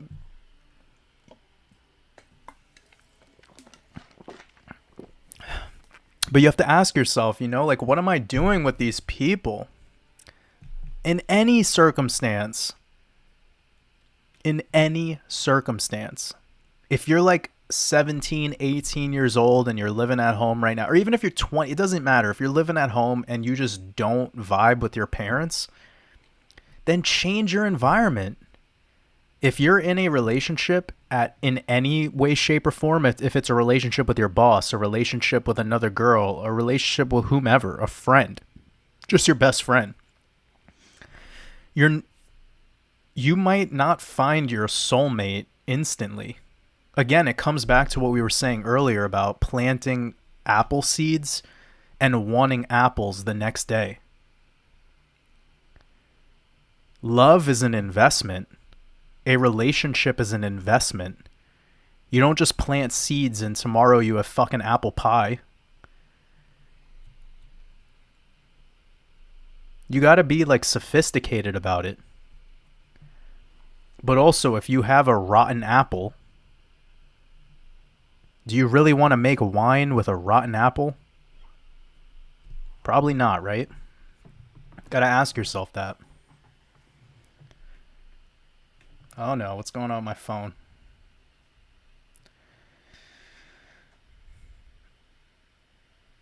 Jeez. Alright, back in action.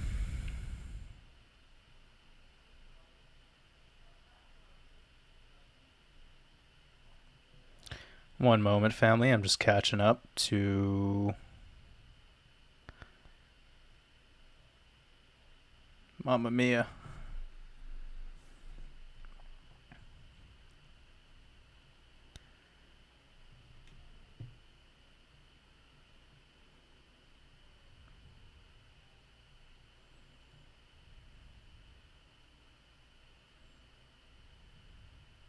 So DeFi Tarot, is 0 a number? Yeah, you could consider it a number, but the way that I perceive 0 is it's the cosmic egg. It's the egg. It gives birth to all the other numbers. So 0 to 1, the birth of the universe. 2, duality. 3, the Trinity. So on and so forth. 4 is the door or the window, the opening, or the entrance, which could also be the exit. 5, you start getting to the arm, leg, arm, head, the Vitruvian man. 5 digits on your hands and feet. Your feet have souls. As above, so below. The soul on your feet to the soul in the sky. The soul below, the black sun. Sola Negra. All right, let me move on. Probably sound like a madman. But I guess that's what you guys like. You guys like Insane Asylum, Jordan. All right, damn, I missed somebody's super chat, and I'm not sure how to... I'll figure it out.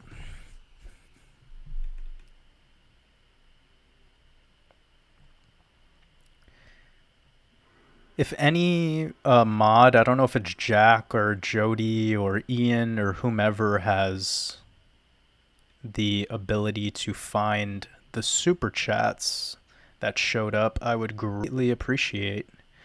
I do see the one from Brian Mesropian, sending you lots of love. Appreciate you, Brian. Hope you're enjoying this full moon tonight with the fam. Let me get back to the earlier questions. It's beautiful to see so many people hanging out with us. Getting about 400 people. It'd be amazing, even in these market conditions, to see 500, 600 people joining us on these live streams. I believe that by the end of the year, we'll probably get it to like 1,000 people hanging out with us. It'd be amazing. Could you imagine?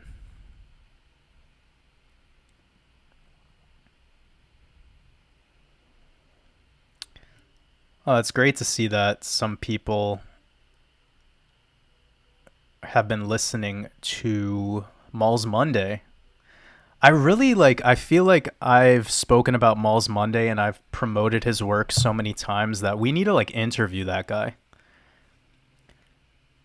Wouldn't that be an amazing thing to do for 2023, to like have a new interview every month on Patreon? I was thinking about how cool that would be. Wait 1 second.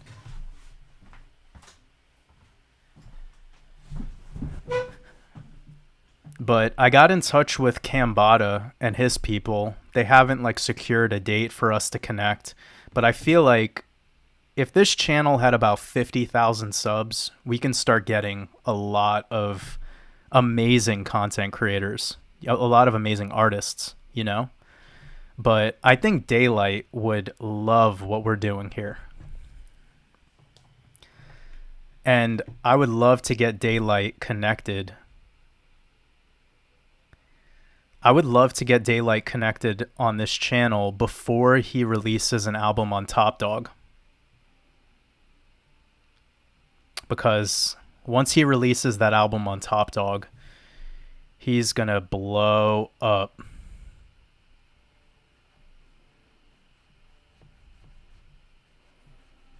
And I've been following Daylight for probably like 5-6 years now, quite a while actually. So it's beautiful to watch him growing. But it's just so wild to see, like Daylight does a live stream on his channel, One Spawn Only, and it only gets like 5,000, 6,000 views. Like, we're having more people tune into my live stream, and I don't even keep it public after 24 hours. So his engagement is really awful, and I wonder why, because he's spreading so much wisdom. But it could just be his demographic. Like, I don't know. He's very into like battle. He's a battle rapper, right? So like he mostly probably has those types, and perhaps they could have I don't know. I don't really know what it is, but shout out to Brother Daylight. I mean, I doubt he'll ever listen to one of my live streams, but I'm manifesting that me and him will connect for sure, because I have a lot of respect for that man. And his music has brought me a lot of like energy, and I'll love him for that.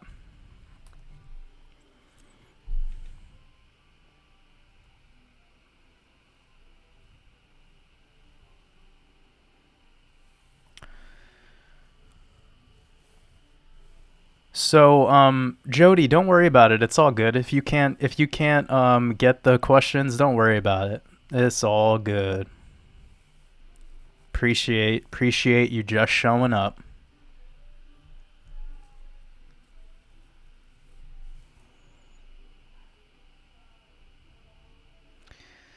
Oh shit, that's smart. LMS says you should interview your mom. Yo, that would be crazy. I should do a podcast with my mom. That'd be wicked.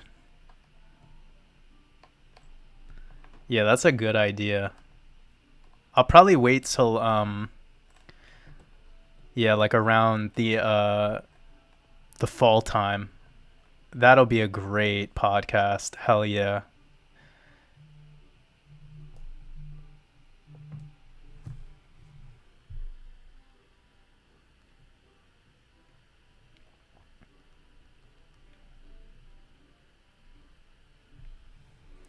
Oh, Diego, I appreciate you, brother, with the super chat. Much love, man.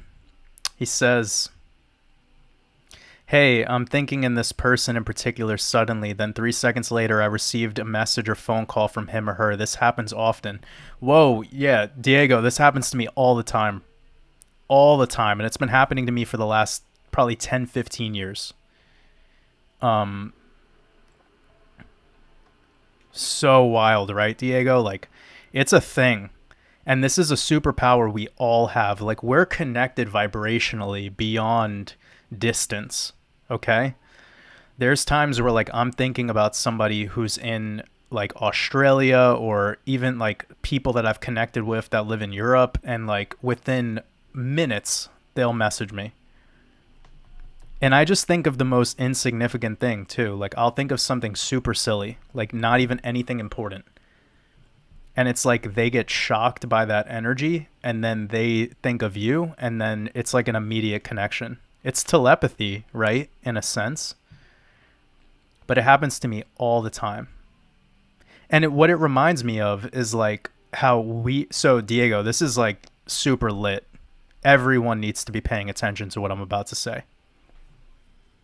You can tap into the knowledge and wisdom of your ancestors, right? Like, you're literally the salt of the earth. So because we have that power to be able to think of somebody for a second and then interact with them through just this spark where you think of them, then they think of you, then they just contact you instantly. You can do that beyond this linear timeline. There is no true time. It's just an illusion, like everything else. But you could do this with your ancestors. So that's why when you're going through your stages of enlightenment, you start to see that you're washing away all the impurities of the false teachings and the false, the indoctrination that we've been suffering. The amnesia is what I like to say as a more sophisticated term. I think we're all suffering from amnesia. We were always bound to engage with our spark. And once we finally do, then the flame ignites. And you start to see that things like time no longer exist the way that we used to believe. And this same power that you've just said a moment ago, you could do this with people who have passed away. Great, great, great, great, great grandparents. And this happens with me all the time. And I was talking with my grandma probably a year or two ago. I was talking with my grandma, and my grandfather died before I was born, right? And I was talking with her, and I said something, and she got really emotional right away. And I was like, why are you... Actually, this was probably more than 2 years ago, now that I remember it. But she got really emotional right away, and I was like, why are you reacting? What's making you feel this way? And she's like, because what you just said, the way that you said it reminded me of your grandfather. And she was like, you never met your grandfather. He died before you were born. And I was just like, really? Can you explain a little more? And she was just like, this is exactly a statement that your grandfather said to me one time when we were younger. So this is something they said to each other when they were in their 30s or late 20s. Right? So this is crazy to hear how we are channeling in some of the knowledge and the wisdom and the perception of our ancestors. It's within our DNA. It's in our blood, and it makes me, now it's not confusing to me anymore why these apex predators are so obsessed with blood. Because I'm sure that plays a big role in all of this. Water stores memory, and we're of the waters. We come from the waters of our mothers through the womb, and we enter this realm with the waters above and the waters below. So it's just fascinating, to think about how this whole experience works. And what you just said actually sparked a little bit of a memory for me when I was talking to my grandma. So it's really interesting. And also the work of Dane Calloway, who talks a lot about the real Native Americans and the truth about the quote-unquote transatlantic slave trade and all the things going on with that. So shout out to brother Dane Calloway for exposing his truths. Again, much love to him. But his work is spoken about that quite a bit too, how we disregard the immediate teachings and knowledge and wisdom directly from our grandparents, even our living great-grandparents.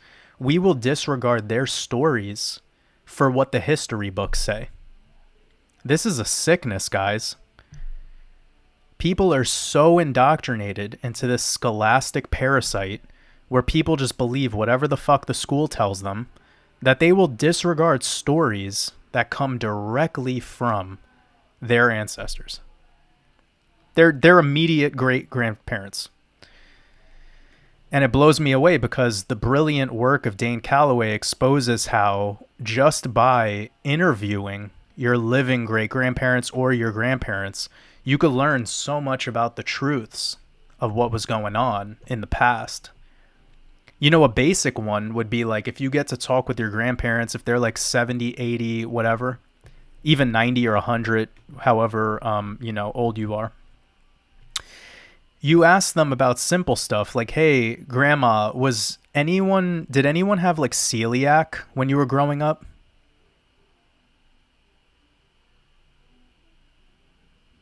Did anyone have like a peanut allergy? Like that shit just didn't exist back then.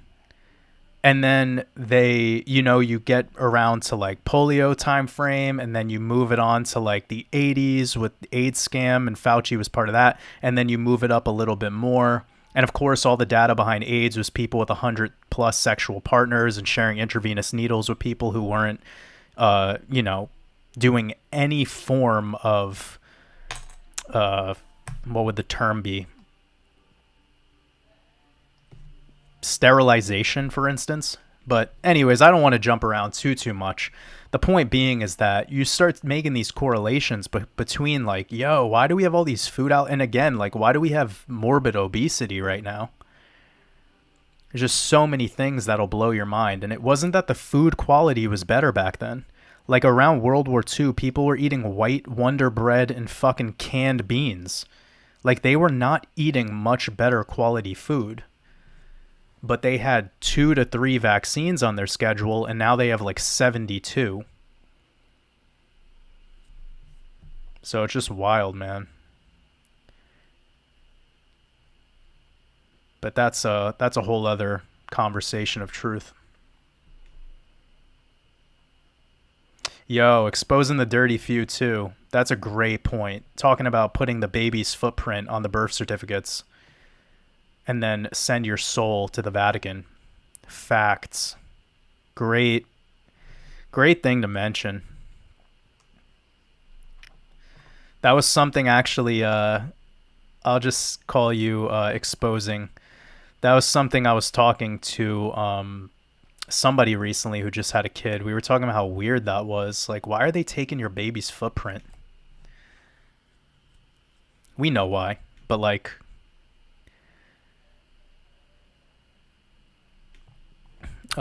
black man.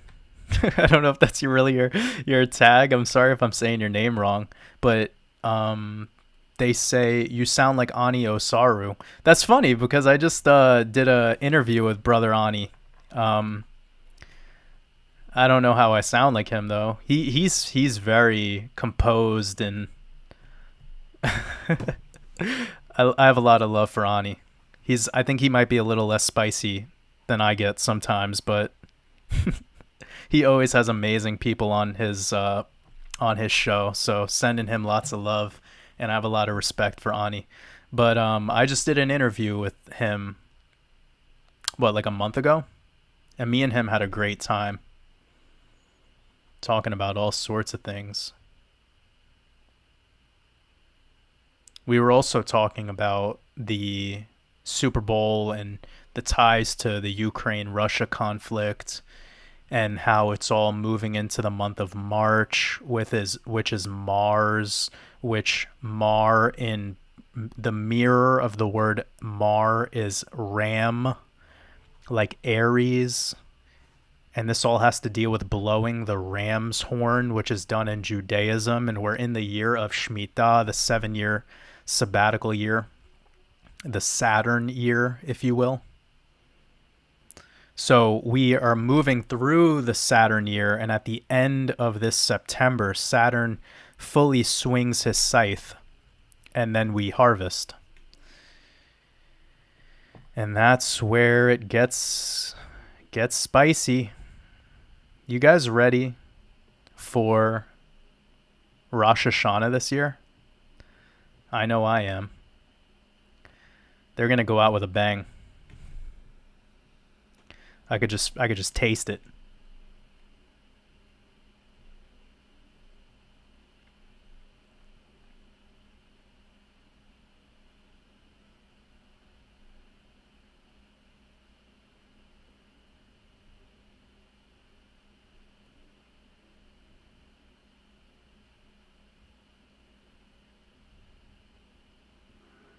Love money. Love you too.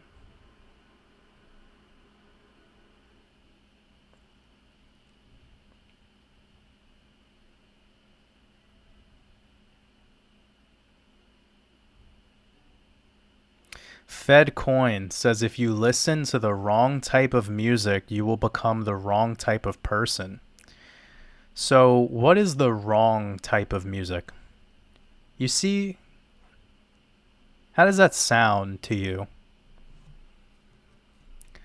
All the 350 people that are listening to this,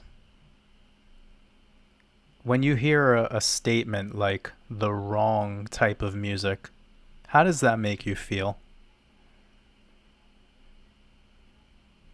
Can art be wrong? So, this individual Fed Coin, first of all, I appreciate you showing up tonight. Your truth is always welcome. But you get to determine what is wrong for you. Right? But there's no wrong art. There's the art that you resonate with, and there's art that you don't resonate with. But there's no right or wrong. It's like people try saying that classical music is like the best music to have playing when you're pregnant. And I'm like, what? Says who?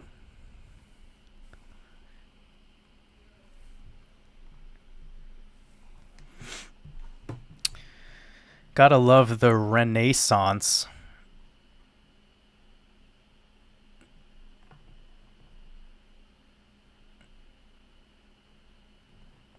There's no right or wrong art.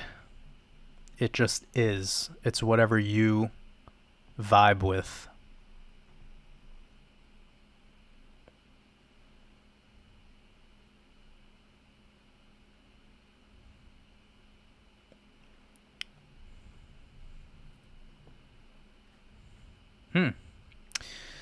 Caroline Ray, sending you lots of love, says, can you speak more on addiction?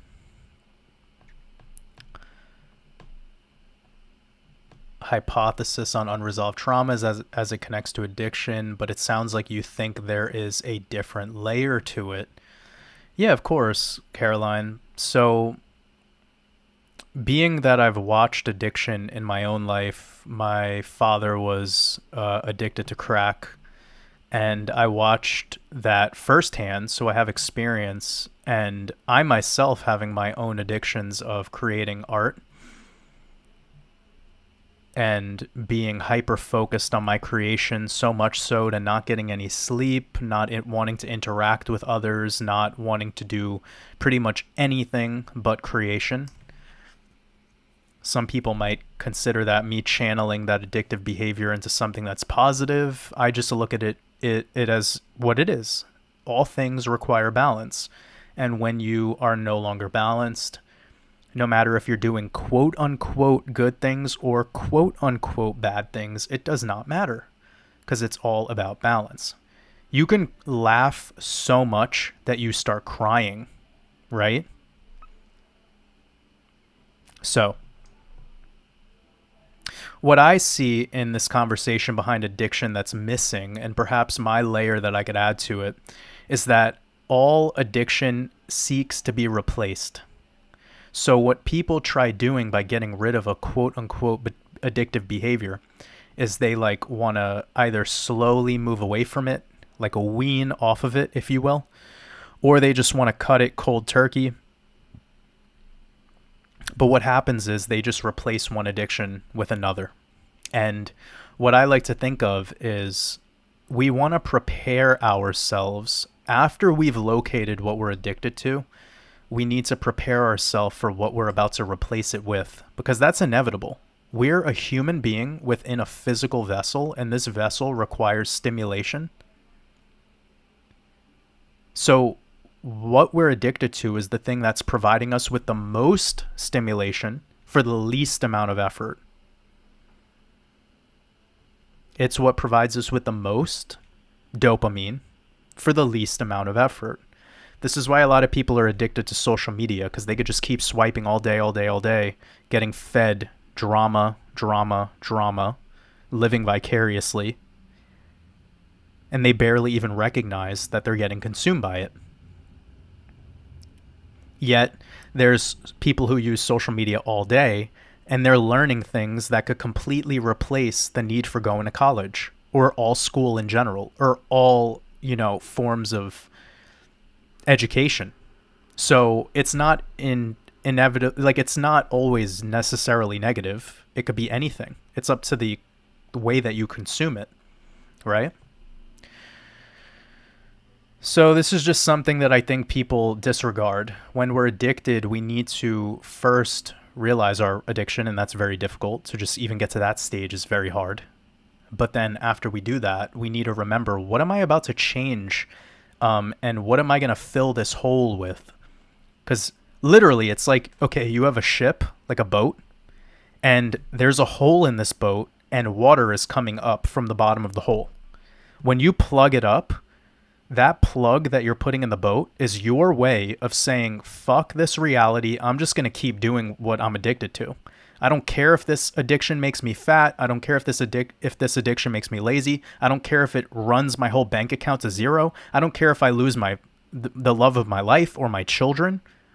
This happens to people when they get addicted to drugs. It's not that the drug is the hole in the ship. It's so multifaceted. It's when that addiction starts to become so consumed, like when they become so consumed by that thing, then they notice the hole, they notice the water coming up from the bottom of the boat, and they don't give a shit because they rather just still do the drug or still gamble or still watch porn or still be on TikTok all day or whatever the fuck it is that they're doing. That's them plugging up the hole. They're not thinking of any other solution. They're just thinking of the quickest one that comes to their mind. It's not built on longevity. It's not built on like, hey, maybe I need to okay, I'm going to be a chess player about this. I know I need to plug this up real quick, but right when I'm done plugging this up, I need to get up to the top deck. I need to break out this map. I need to look at my sails. I need to reassess where the fuck the ship is going. But you know what people do? They see the hole, they plug it up, then they get that heroin needle out, and they shove it right back in the vein. I know this is very harsh, but this is an important thing to talk about. This is what we do when we're becoming traders. This is what we do with all things in life. It's literally connected to almost every aspect of a reality because we're a physical being.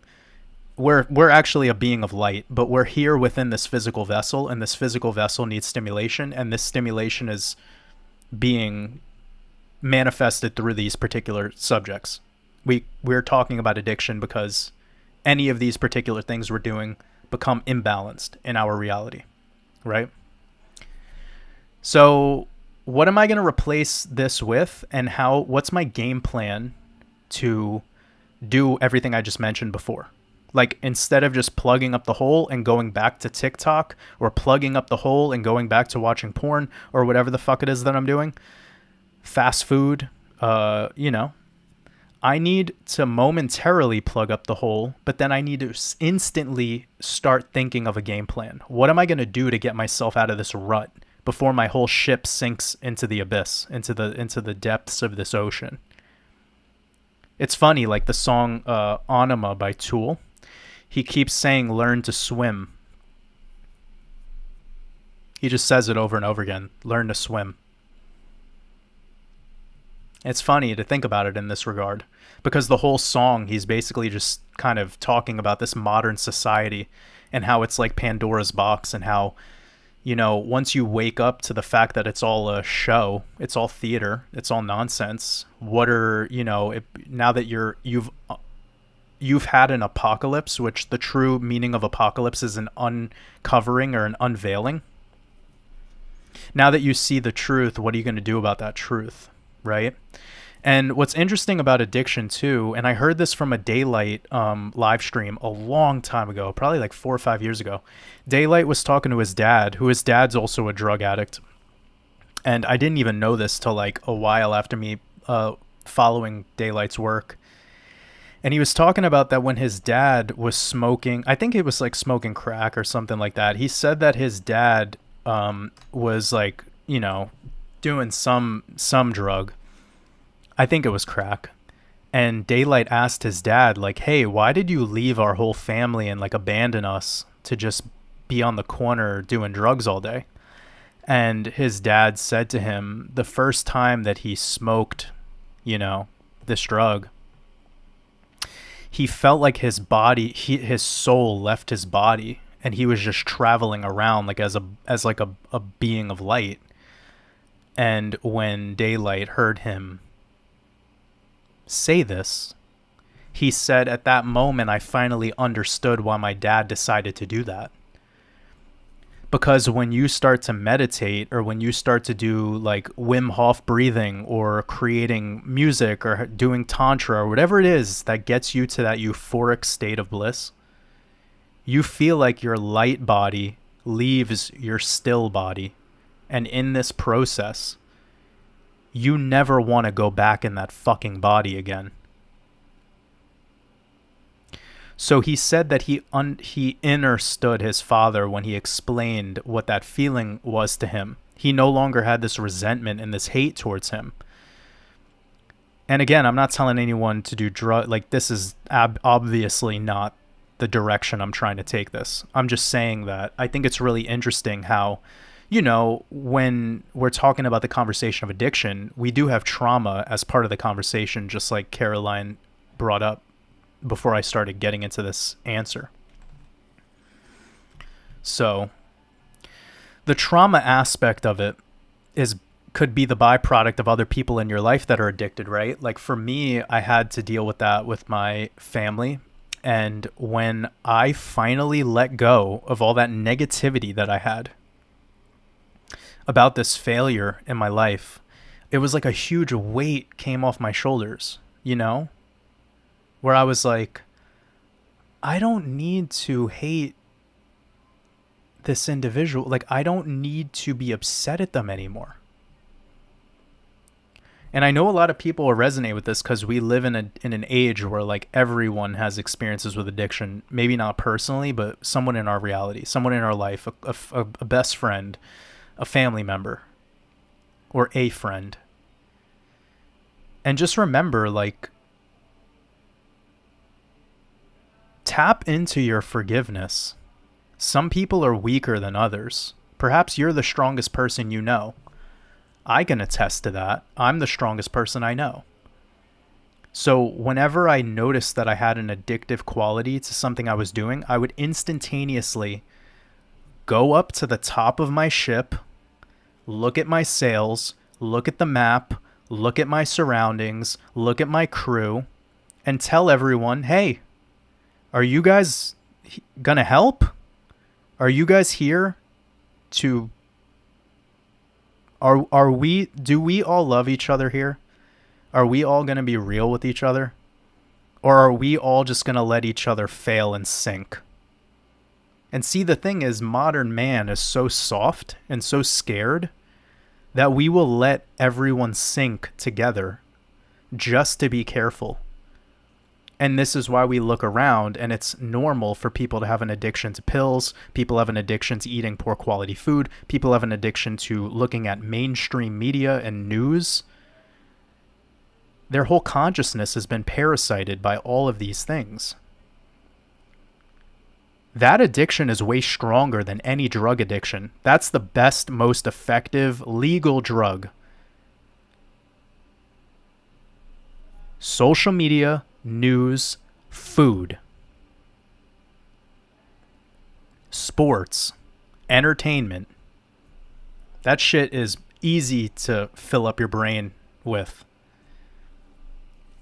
I mean, you can go on Uber Eats and order McDonald's to your house right now.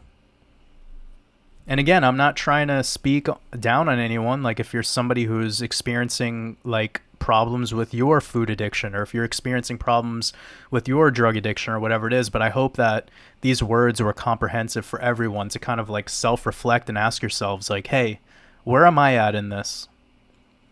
And the reason why I said before, for me, whenever I noticed my imbalances, I would go to the top deck and I would ask my crew. What I mean by that is my friends and family, the people that I keep closest to me, because the 5 to 10 people you keep close to you are a reflection of your behavior. If you hang out with gods and goddesses, you yourself will become elected to a god or a goddess. If you hang out with people that are lower vibrational, judgmental, worshippers of the external, you're going to see yourself falling for their frequency. So that's a huge thing. Like, I'm not telling you to point fingers and hold out a hand when you start to sink.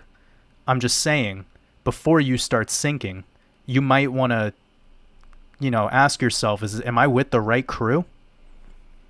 Are these people helping me? Or are they an anchor in my reality? Are they lifting me up, or are they sinking me down? All of that stuff is part of it. And perhaps that's the biggest struggle we're all dealing with today as the modern species, is not realizing that this body needs stimulation, and what are we going to do about it? And how a lot of these quote-unquote addictions are just to fulfill stimulation. And it's like the realization of that in and of itself is such a paradigm shift. Just the realization of that is the paradigm shift itself. It's like finally realizing that you're the one who's controlling this thing.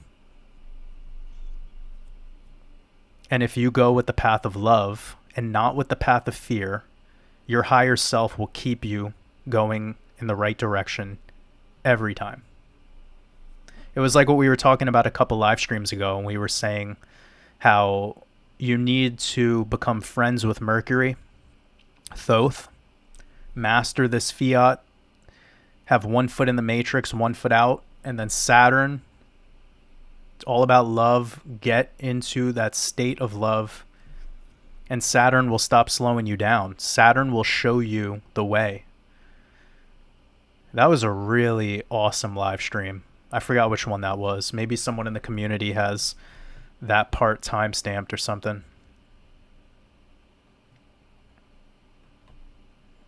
It'd be dope if there was someone who was compiling some of the things we speak about on these lives for an end of the year wrap up. Probably be a lot of things that would be great to share.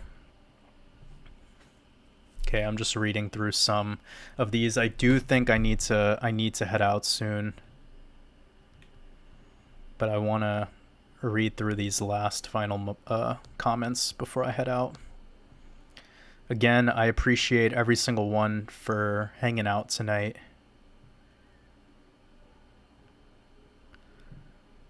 I'll be hanging out with you guys for a little bit longer.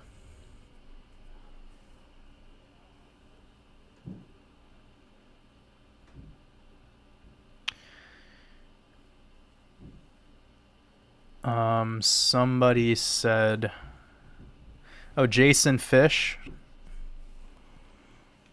the $5 super chat.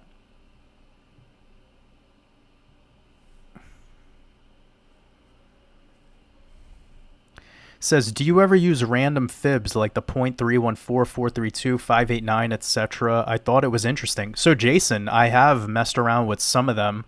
I mean, I've kind of brought to the world stage that 888 fib, and that's really helped a lot of people, because on a bearish retrace, it's given us some of our best buying targets ever in crypto, and it's also given us some excellent de-risking targets for those people who've utilized it with a bullish pull. So that's been one that I've shared. I've messed around with a lot of unique moving averages, like I share in my advanced trading course. There's some, weirder ones that I use on really specific time frames. And when you compare certain exponential moving averages or smooth moving averages with particular time frames, and you look for those crosses, you can see some really intricate directional behavior on the charts. So that's all stuff that I share in that particular course. If you haven't done it already, I think you'd find a lot of that stuff interesting, since you are starting to play around with these random fibs, as you've mentioned. I mean, anyone who knows my work, like when I was designing my mastermind course, I was already starting to do stuff that was very weird with my TA. And I was basically designing my own system of how to do my charting. I was enjoying the influence from the work of the great Richard Wyckoff, but I was learning a lot that with the TA itself, it's way better to sort of implement your own system on the coins that you're particularly focused on, because you're going to see that if you're playing around with like the ISO 200 coins, they might have a different character than coins like the top ERC 20s, or even coins that are just particularly tied to Ethereum, like Chainlink used to be in Polkadot and Kusama. So it's really interesting. You could start to learn how to do your own TA on baskets of coins. And that's where my work with the mythologies and connecting which coins go with Jupiter and which coins go with Venus and which coins go with Mercury. When you start doing that, you could start to see that these confluences are undeniable. And it opens up a whole new way of analyzing the market.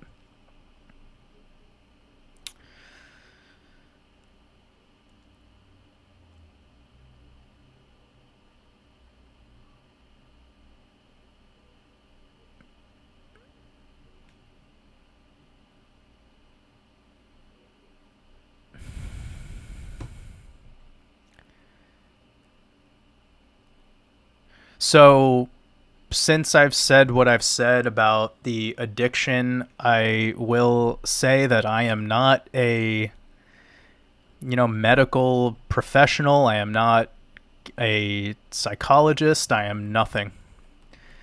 I'm a ball of light hanging outside of the firmament with some Wi-Fi access. I'm not here to tell people how to handle their addictions. I'm merely just a voice in the wind. That's my disclaimer. If you vibe, you vibe, but I'm not here to give anyone advice. I've experienced my trials and tribulations. I am here where I am at today because I've truthfully just let go of a lot of the pain and a lot of the fear and a lot of the negativity that I used to forecast out into the world based off of things through my reactional self. And once I located that, I went towards the path of love, and I saw that that was truthfully allowing everything, allowing people to be what they are, nature to be what it is. And this helped me no longer fall for these traps of lack and actually be able to manifest abundance. And that's like the big missing link in all these things like The Secret, or even in some of the work that I've studied of like Neville Goddard and Esther Hicks and these individuals who are mind-blowing teachers. Like, nothing negative to say about these individuals. Like, seriously, these people and their work, as hokey as it could possibly get, still has so much utility, and it's really mind-blowing stuff. But sometimes it needs to be just broken down into street terms. And that's something that I've experienced, the streets.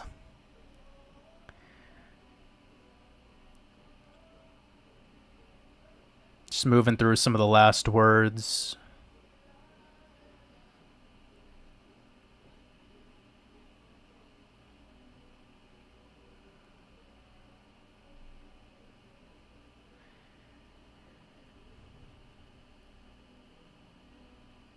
Ayo Diggs, I appreciate you, sending you lots of love.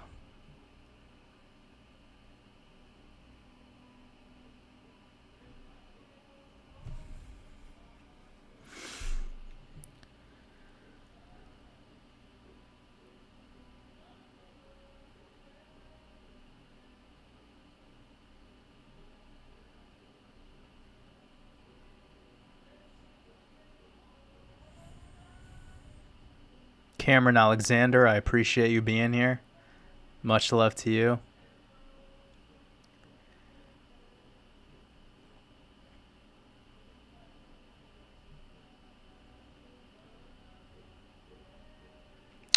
Jody Ash says, where do you see yourself in the next 2 to 5 years?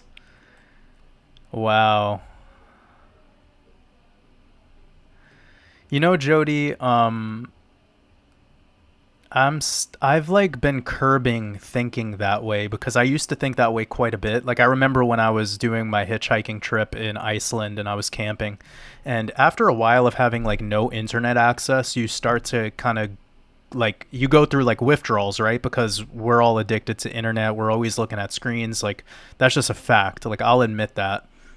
And when I was like at day 7, day 8, just like no internet access, living out there in the wild, I started journaling a lot. And one of the things that I was doing while I was journaling is like writing notes of gratitude, which I still do to this day. Like I'll be like, I'm grateful for all the negative comments I got today. I'm negative for all the beautiful emails I got today. I'm negative sorry, I'm grateful for all the you know amazing feedback I've gotten on this particular thing. Like I'll just do, make a quick list every day of things that I'm grateful for as part of like my daily routine. Sometimes it's really simple things, like I'm just grateful that I took a break today to make some music.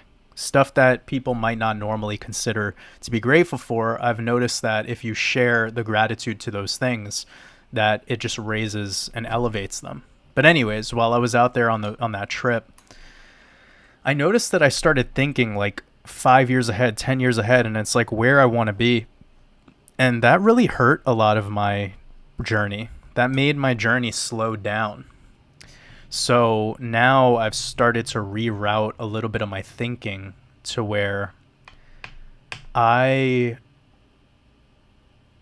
said this a couple times too on prior live streams where like it's like, yeah, we have 400 people in here, but I speak my words as if 1 million people are listening.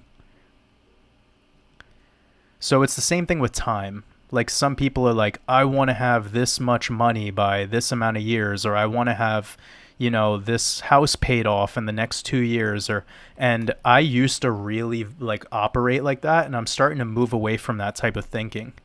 So where do I see myself in 2 to 5 years is a question that's becoming a little bit harder and harder for me to answer, because I feel like I've already done a lot of what I want to do, and now I'm ready to like help people get to where they want to get in the next 2 to 5 years. You know? That's like my vibe right now. I think like that's my purpose in life, is to just help people like become gods and goddesses, Like we all have that ability to tap into that, and that's my own personal journey. Is like I was sent here to help people on that mission.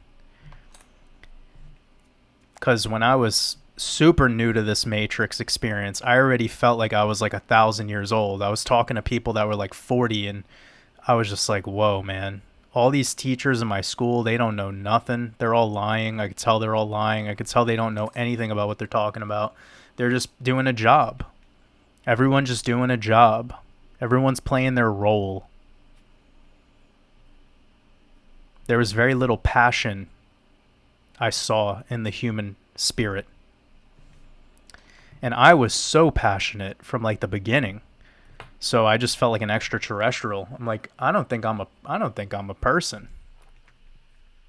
And part of my big like experience of change in life has been not getting so caught up in the age, and not getting so caught up in holidays and celebrating my birthday and all that. Like I get it. Like I do really appreciate everyone's birthday wishes and all that, like sending love to everyone. But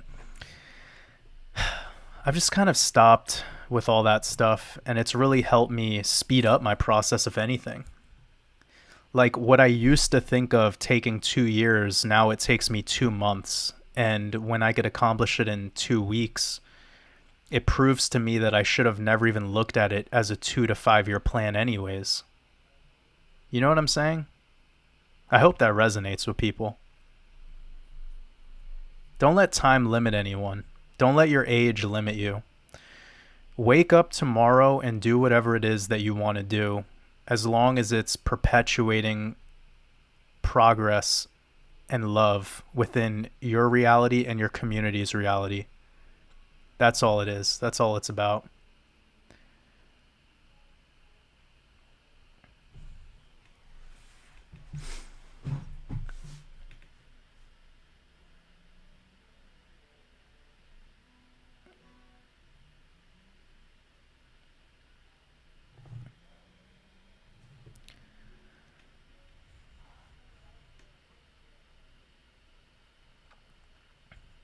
So Denise says, "Have you heard?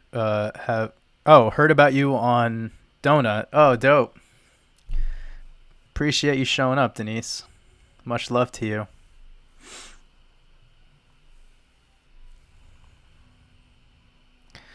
I grew up listening to mostly like Nas, Big L, Wu-Tang Clan, Nirvana, Soundgarden, Tool.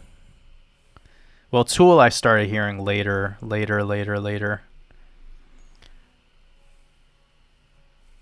The Smiths.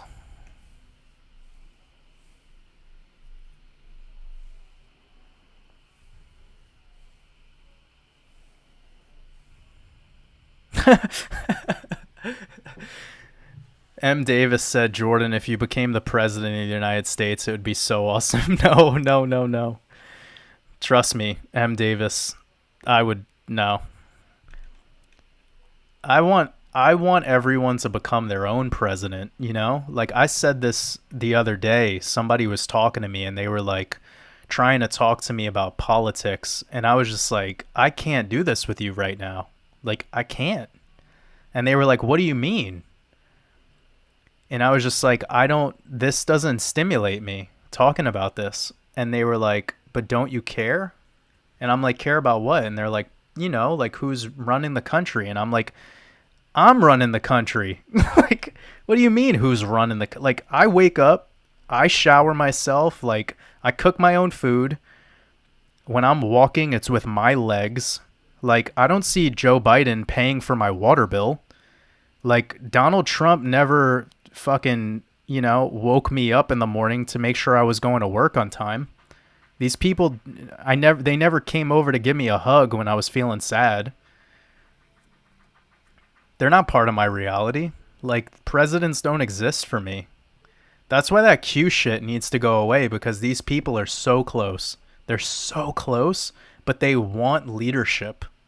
And again, M. Davis, I'm sending you lots of love. That seeing me as the president would be absolutely hilarious because I'm like anti-government. But you know what I'm saying. Like, honestly, though, yeah, we don't need a president. Politics are ridiculous. Like, we're grown-ups, any grown-up doesn't need to have somebody telling them what to do and how to live their life.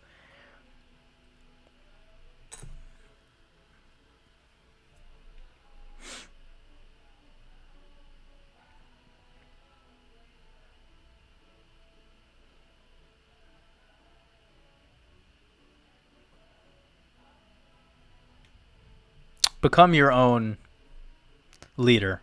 That was the main takeaway from that. Become your own leader. Don't worry about these external leaders. They don't exist.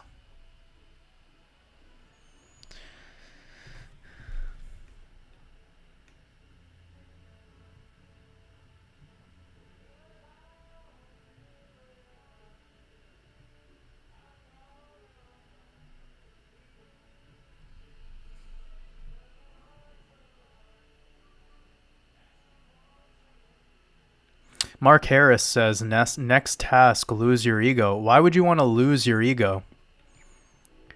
Your ego is there for a reason.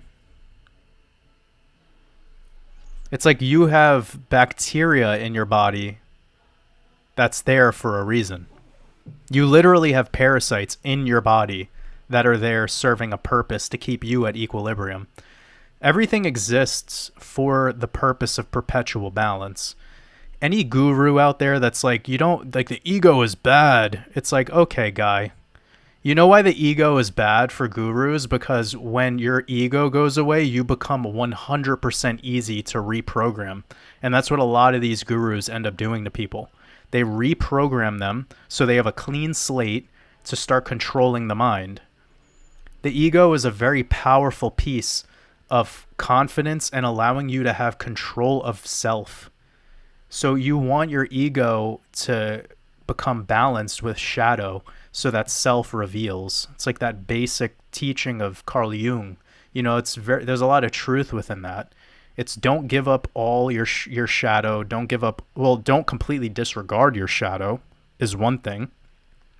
Don't become a complete egotistical maniac, but don't completely disregard your ego. You need balance. You don't want to lose anything, you know? If it's there for a reason, and you just have to cope. Like, you have to have a conversation with it. It comes back to the whole conversation we were having before about addiction. It's like it's there. All we're doing is replacing one thing with another thing when we talk about overcoming an addiction.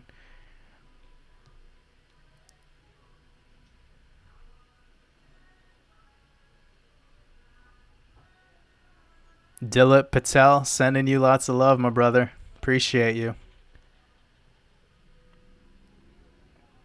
So, what I was saying before about Daylight and his father talking about exposing his experience with drugs and how that allowed Daylight to see another aspect into what was going on. My whole purpose of sharing that idea was that if you are somebody who's sober, who doesn't struggle with addiction, but you have someone in your life who does, that example was to just show you how to relinquish all that hate and disdain you have for those individuals, because those people are struggling. They're in their darkness. And if you continue to, have those negative thoughts about them and say negative things, and you don't see it for what they're experiencing, or you're not able to get yourself on their level for a moment, you're not loving them. And you need to be able to come to terms with that if you're ever going to overcome that judgment. I know it sucks. Trust me, it sucks to have people in your life that are struggling with that, or who have died from that. Who hasn't, though? We've all been through that. It's fucking horrible. But what we need to focus on is, how do we move on? How do we stop judging everyone for those things that they do? And if we're aware of their situation, what could we do to actually help them? When 99% of the human species is giving that addict hate and speaking negatively about them, you can be the one that gives them some love. You can be the one that goes up to them and actually shows them some respect. And you'll see what a little bit of love and a little bit of respect can do for an individual who's going through those things. That was all I was trying to say.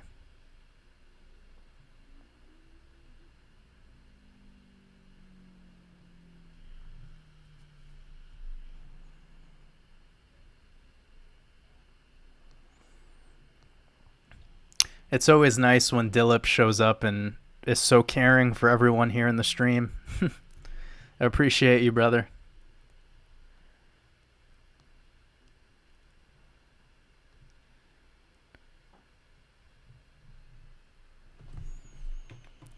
I'm not sure who Gabor Mate is, but I believe that was part of the question when we were talking about addiction.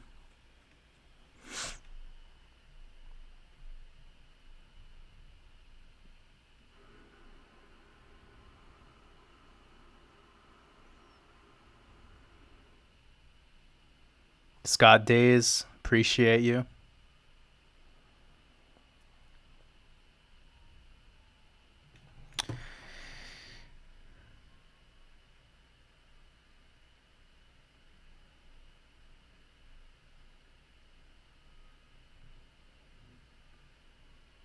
Add a beaver, I appreciate you.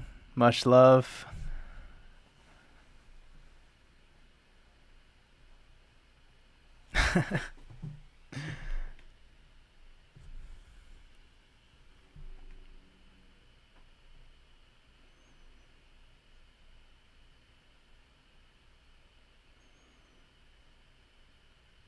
Have we been doing this for 3 hours? Mamma mia. Oh, man. Woo! All right, family. I believe we've done it. We've covered all the things tonight. I really appreciate you guys. I think that